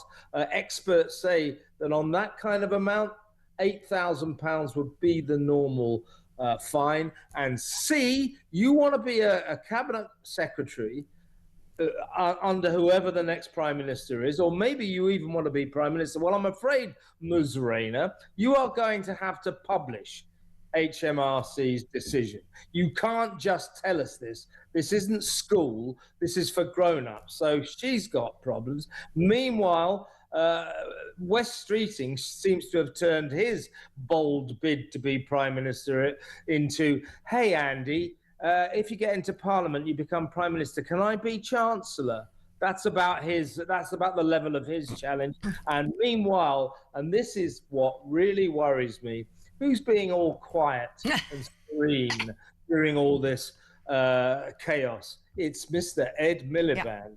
I think Miliband is the one to watch. And, please, if it's going to be Miliband, Ange, never mind HMRC, you could be Prime Minister. I'd rather have Angela than him. What a mess. What an absolute mess. And this government is letting us down. They are not governing. This is absolutely disgraceful. But look, I agree with you about Miliband, by the way. I've been saying it for ages now. He's the one pulling the strings. He's the dangerous force that's, desperate to creep in and become the Prime Minister. It's gross. But why does this keep happening, Kev? Why do we keep being subjected to this? Because the Conservative Party swapped leaders 3 times and ended up basically unelectable as a result, because people see it as being bankrupt of principle. It's seen as a betrayal of democracy. Why does the Labour Party think that, if they play the same game, that they're going to come out on the other side of it better off? And also, what's creating this? Is this because we live in a world of 24-hour news cycles and viral tweets, and everyone just sort of, is so consumed by their own narcissism, their own vanity, and as such ignoramus, that they just sort of go along with this stuff because they think they're like the protagonist in some sort of best-selling West End theatre production? I don't understand why in, the modern era, we have to change leaders every 5 seconds, however much we hate the one we've got. Well, you just hit the nail on the head. That's what it is. You know, I, as you know, Alex, I go back a few years. You know, and I go back to the time. It's not that long ago when a government got elected, when they won an election, it would be here's Margaret Thatcher, here's the Prime Minister, here's Tony Blair, he's the Prime Minister, and there was no expectation at all that Prime Minister would not sit out the entire duration of that government. That was what. As soon as the government was elected, the Prime Minister would always stay the whole course. What has changed since the times of Blair and Thatcher? Social media. Rolling news is a reaction to social media. So we have a population now who expect things to happen fast. They demand, in some ways, social media has very much democratized this country. This is what's happening to Labour is a cry of rejection by a furious public, which is far more painful to sitting governments now than it used to be, because in the past they would just go, oh, we hate you, but nobody would really hear that cry of rage. Now they hear it. So social media and rolling news have just changed the goalposts altogether, and now we seem to expect prime ministers to last no more than a year or so, then we'll have a new one. But then the thing is as well, social media is a huge part of this, but otherwise you look at, Giorgia Meloni in Italy is more popular now than she was when she was first elected. They got social media over there. One assumes that actually the thing that did in the Conservative Party is the thing that's doing in the Labour Party, which is radical leftism. And but what I don't get, Kev, is you and I both know that. Every person listening to this knows that. But the idea that the politicians don't know it is for the birds. They got focus groups. They got polling. They got data. They've got emails from constituents and letters and angry people on the doorstep. And they've had Reform leading in the polls for 2 years now. They had the Brexit referendum. They know what the public wants. They know. And if they just blimmin' delivered it, they could be blimmin' government for life. No, but you don't understand, Alex. To be a modern politician, even if you're in the Tory party or the Labour Party or the Lib Dems, your job is to protect the Neanderthal masses from their baser instincts. You know, we are all morons. We are all racists and fascists and Nazis. These people go into Parliament to protect us from our horrible instincts. That's what they do. It is so bizarre. You talk about Giorgia Meloni, because she is the beneficiary of something that we don't understand, don't get in this country. She delivers popular politics, popular policies. That's why she's doing well. Our politicians seem incapable of doing that. Now, what did those local elections tell us? Those local elections told us that everything Labour stands for, all of their policies, are absolutely detested by the vast majority of the country. How did Labour react? Right, we're going to double down on those policies you hate. That's what Keir Starmer said. Right, you say you don't want. Right, you've made it clear you don't want us to get closer to Europe. I'll tell you how I'm going to respond to that. I'm going to get even closer to Europe. To hell with you. This is how bizarre our politics has become. Now, I'm not here to bang the drum for any party. And I do think there may be problems in Reform UK on this level. They too might be a little bit disconnected from the public the more they get sort of to become the establishment, the parliamentary establishment. However, if Nigel Farage and his troops can get into power and if they can retain their connection with the people, their understanding of what the people want, then I think you might find that if Nigel Farage becomes Prime Minister, he'll last the full 5 years. Because Reform understand what the other parties don't. The other Reform understand that. Look, I know how.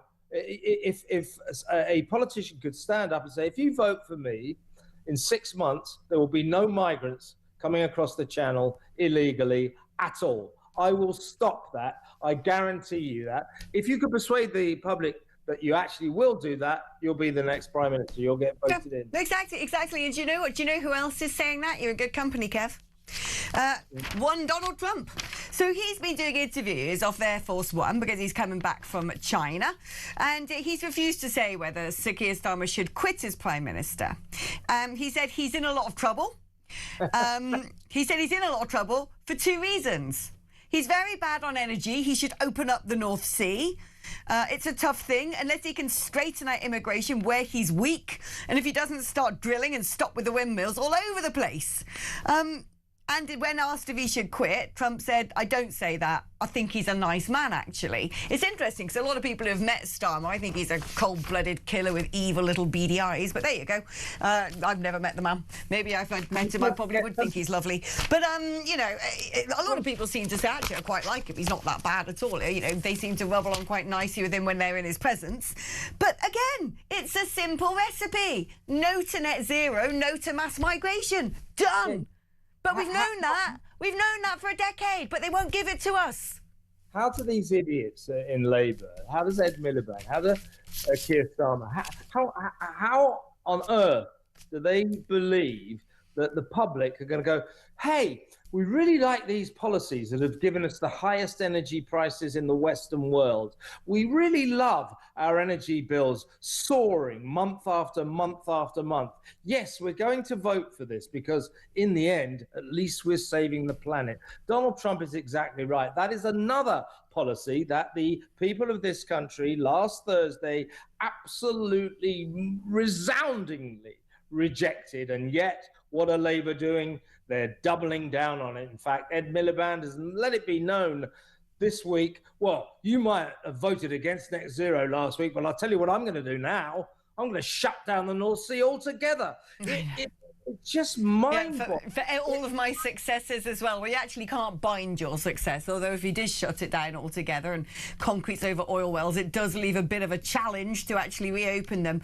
I want to quickly get your thoughts on all the things that are likely to be taking place on Saturday, because we've got the so-called Unite the Kingdom rally spearheaded by Tommy Robinson on one side. You've got this NACBAR anniversary with the pro-Pally lot on the other. You've got football finals. You've got 4,000 odd Met Police deployed to oversee the lot of it in some pretty scary-looking armoured vehicles. Do you worry that this could sort of be the blue touch paper that we're all waiting for, like, you know, anxiously anticipating, not wanting, but anxiously anticipating? It's going to be a very interesting day. That NACBAR protest, by the way, I always want to put S in front of the end. Oh, you are funny. Go to the Unite the Kingdom rally, and if you fancy something to eat, nip over to the snack bar. No, seriously, tomorrow, look, the big worry, both organisations, both protests, I think, have the right to take place. I really do. But they must be policed properly. And the NACBAR protest, I want to see it properly policed. I don't want all this genocidal chanting, the jihad and from the river to the sea. I don't want it to be allowed. I want people to be arrested for that. Otherwise, ban these protests altogether. But what we're worried about here is, will it be the usual system where the police, the woke police, 4,000 officers in London tomorrow, go easier on the left than they do on the right? Will it be two-tier policing? There are very uncomfortable early signs because the police are going to use facial recognition technology on the Unite the Kingdom demonstration, but not on NACBAR. I know. Well, people have messaged me saying they're not going to use the technology on the actual rally itself. So I don't quite understand where it's going to be used. I'm going to have to look into it. But anyway, all the people are shouting free, free Palestine have COVID masks and burqas anyway. So you know, the kafirs up to our eyeballs. And I must admit, Kev, we very, very, very rarely disagree. But I don't care so much about freedom to assemble and demonstrate when it comes to people shouting about some sort of foreign politics. It's got nothing to do with us. I don't think the NACBAR rally should be allowed. I'd say, do you want to go protest Palestine? Get on an aeroplane and go do it then. Bye. Don't come back. That's my view. Anyway, always great catching up with you, my darling. See you as well. You're going tomorrow. I might see you there. Yeah, well, you got to, haven't you? What's the point in being a journalist if you're not going to the heart of the action? So there you go. You can be my bodyguard and my protection. Plus, by the way, apparently they've shut the pubs, which isn't particularly good. So I'm going to need your comfort, I'd imagine, in the eye of the storm. Right, OK, let us take a short break. When we come back, we're going to be taking some calls, so don't go anywhere as we wrap up the programme with your voices. That's after this.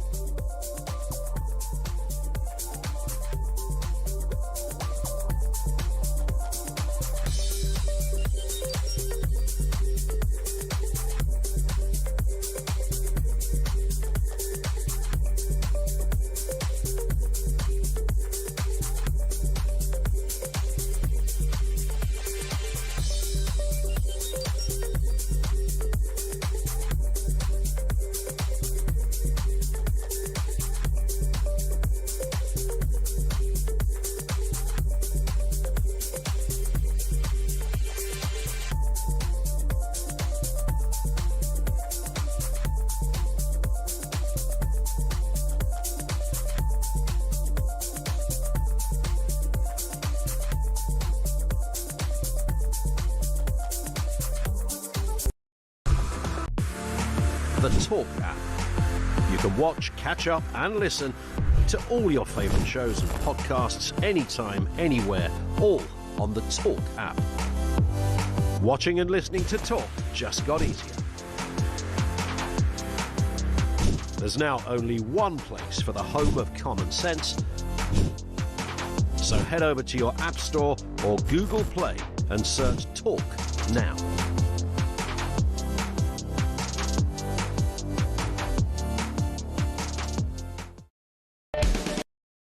Across the UK, on DAB+, on YouTube, on your mobile, and on your side.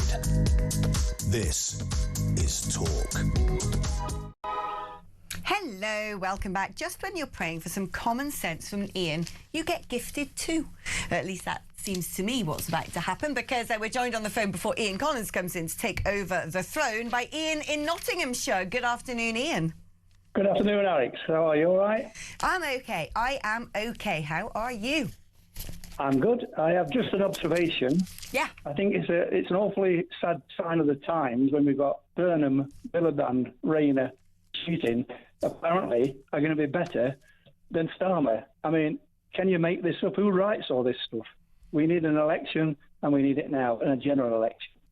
Oh, I agree with you. I think that you're absolutely spot on with this. But this is what's so sad when you look at the quality of politicians, full stop. You look at the Labour Party and you look across the front benches and there's no standout candidate, so much so that they're having to dig some sort of has-been out from the, mayoralty of Greater Manchester.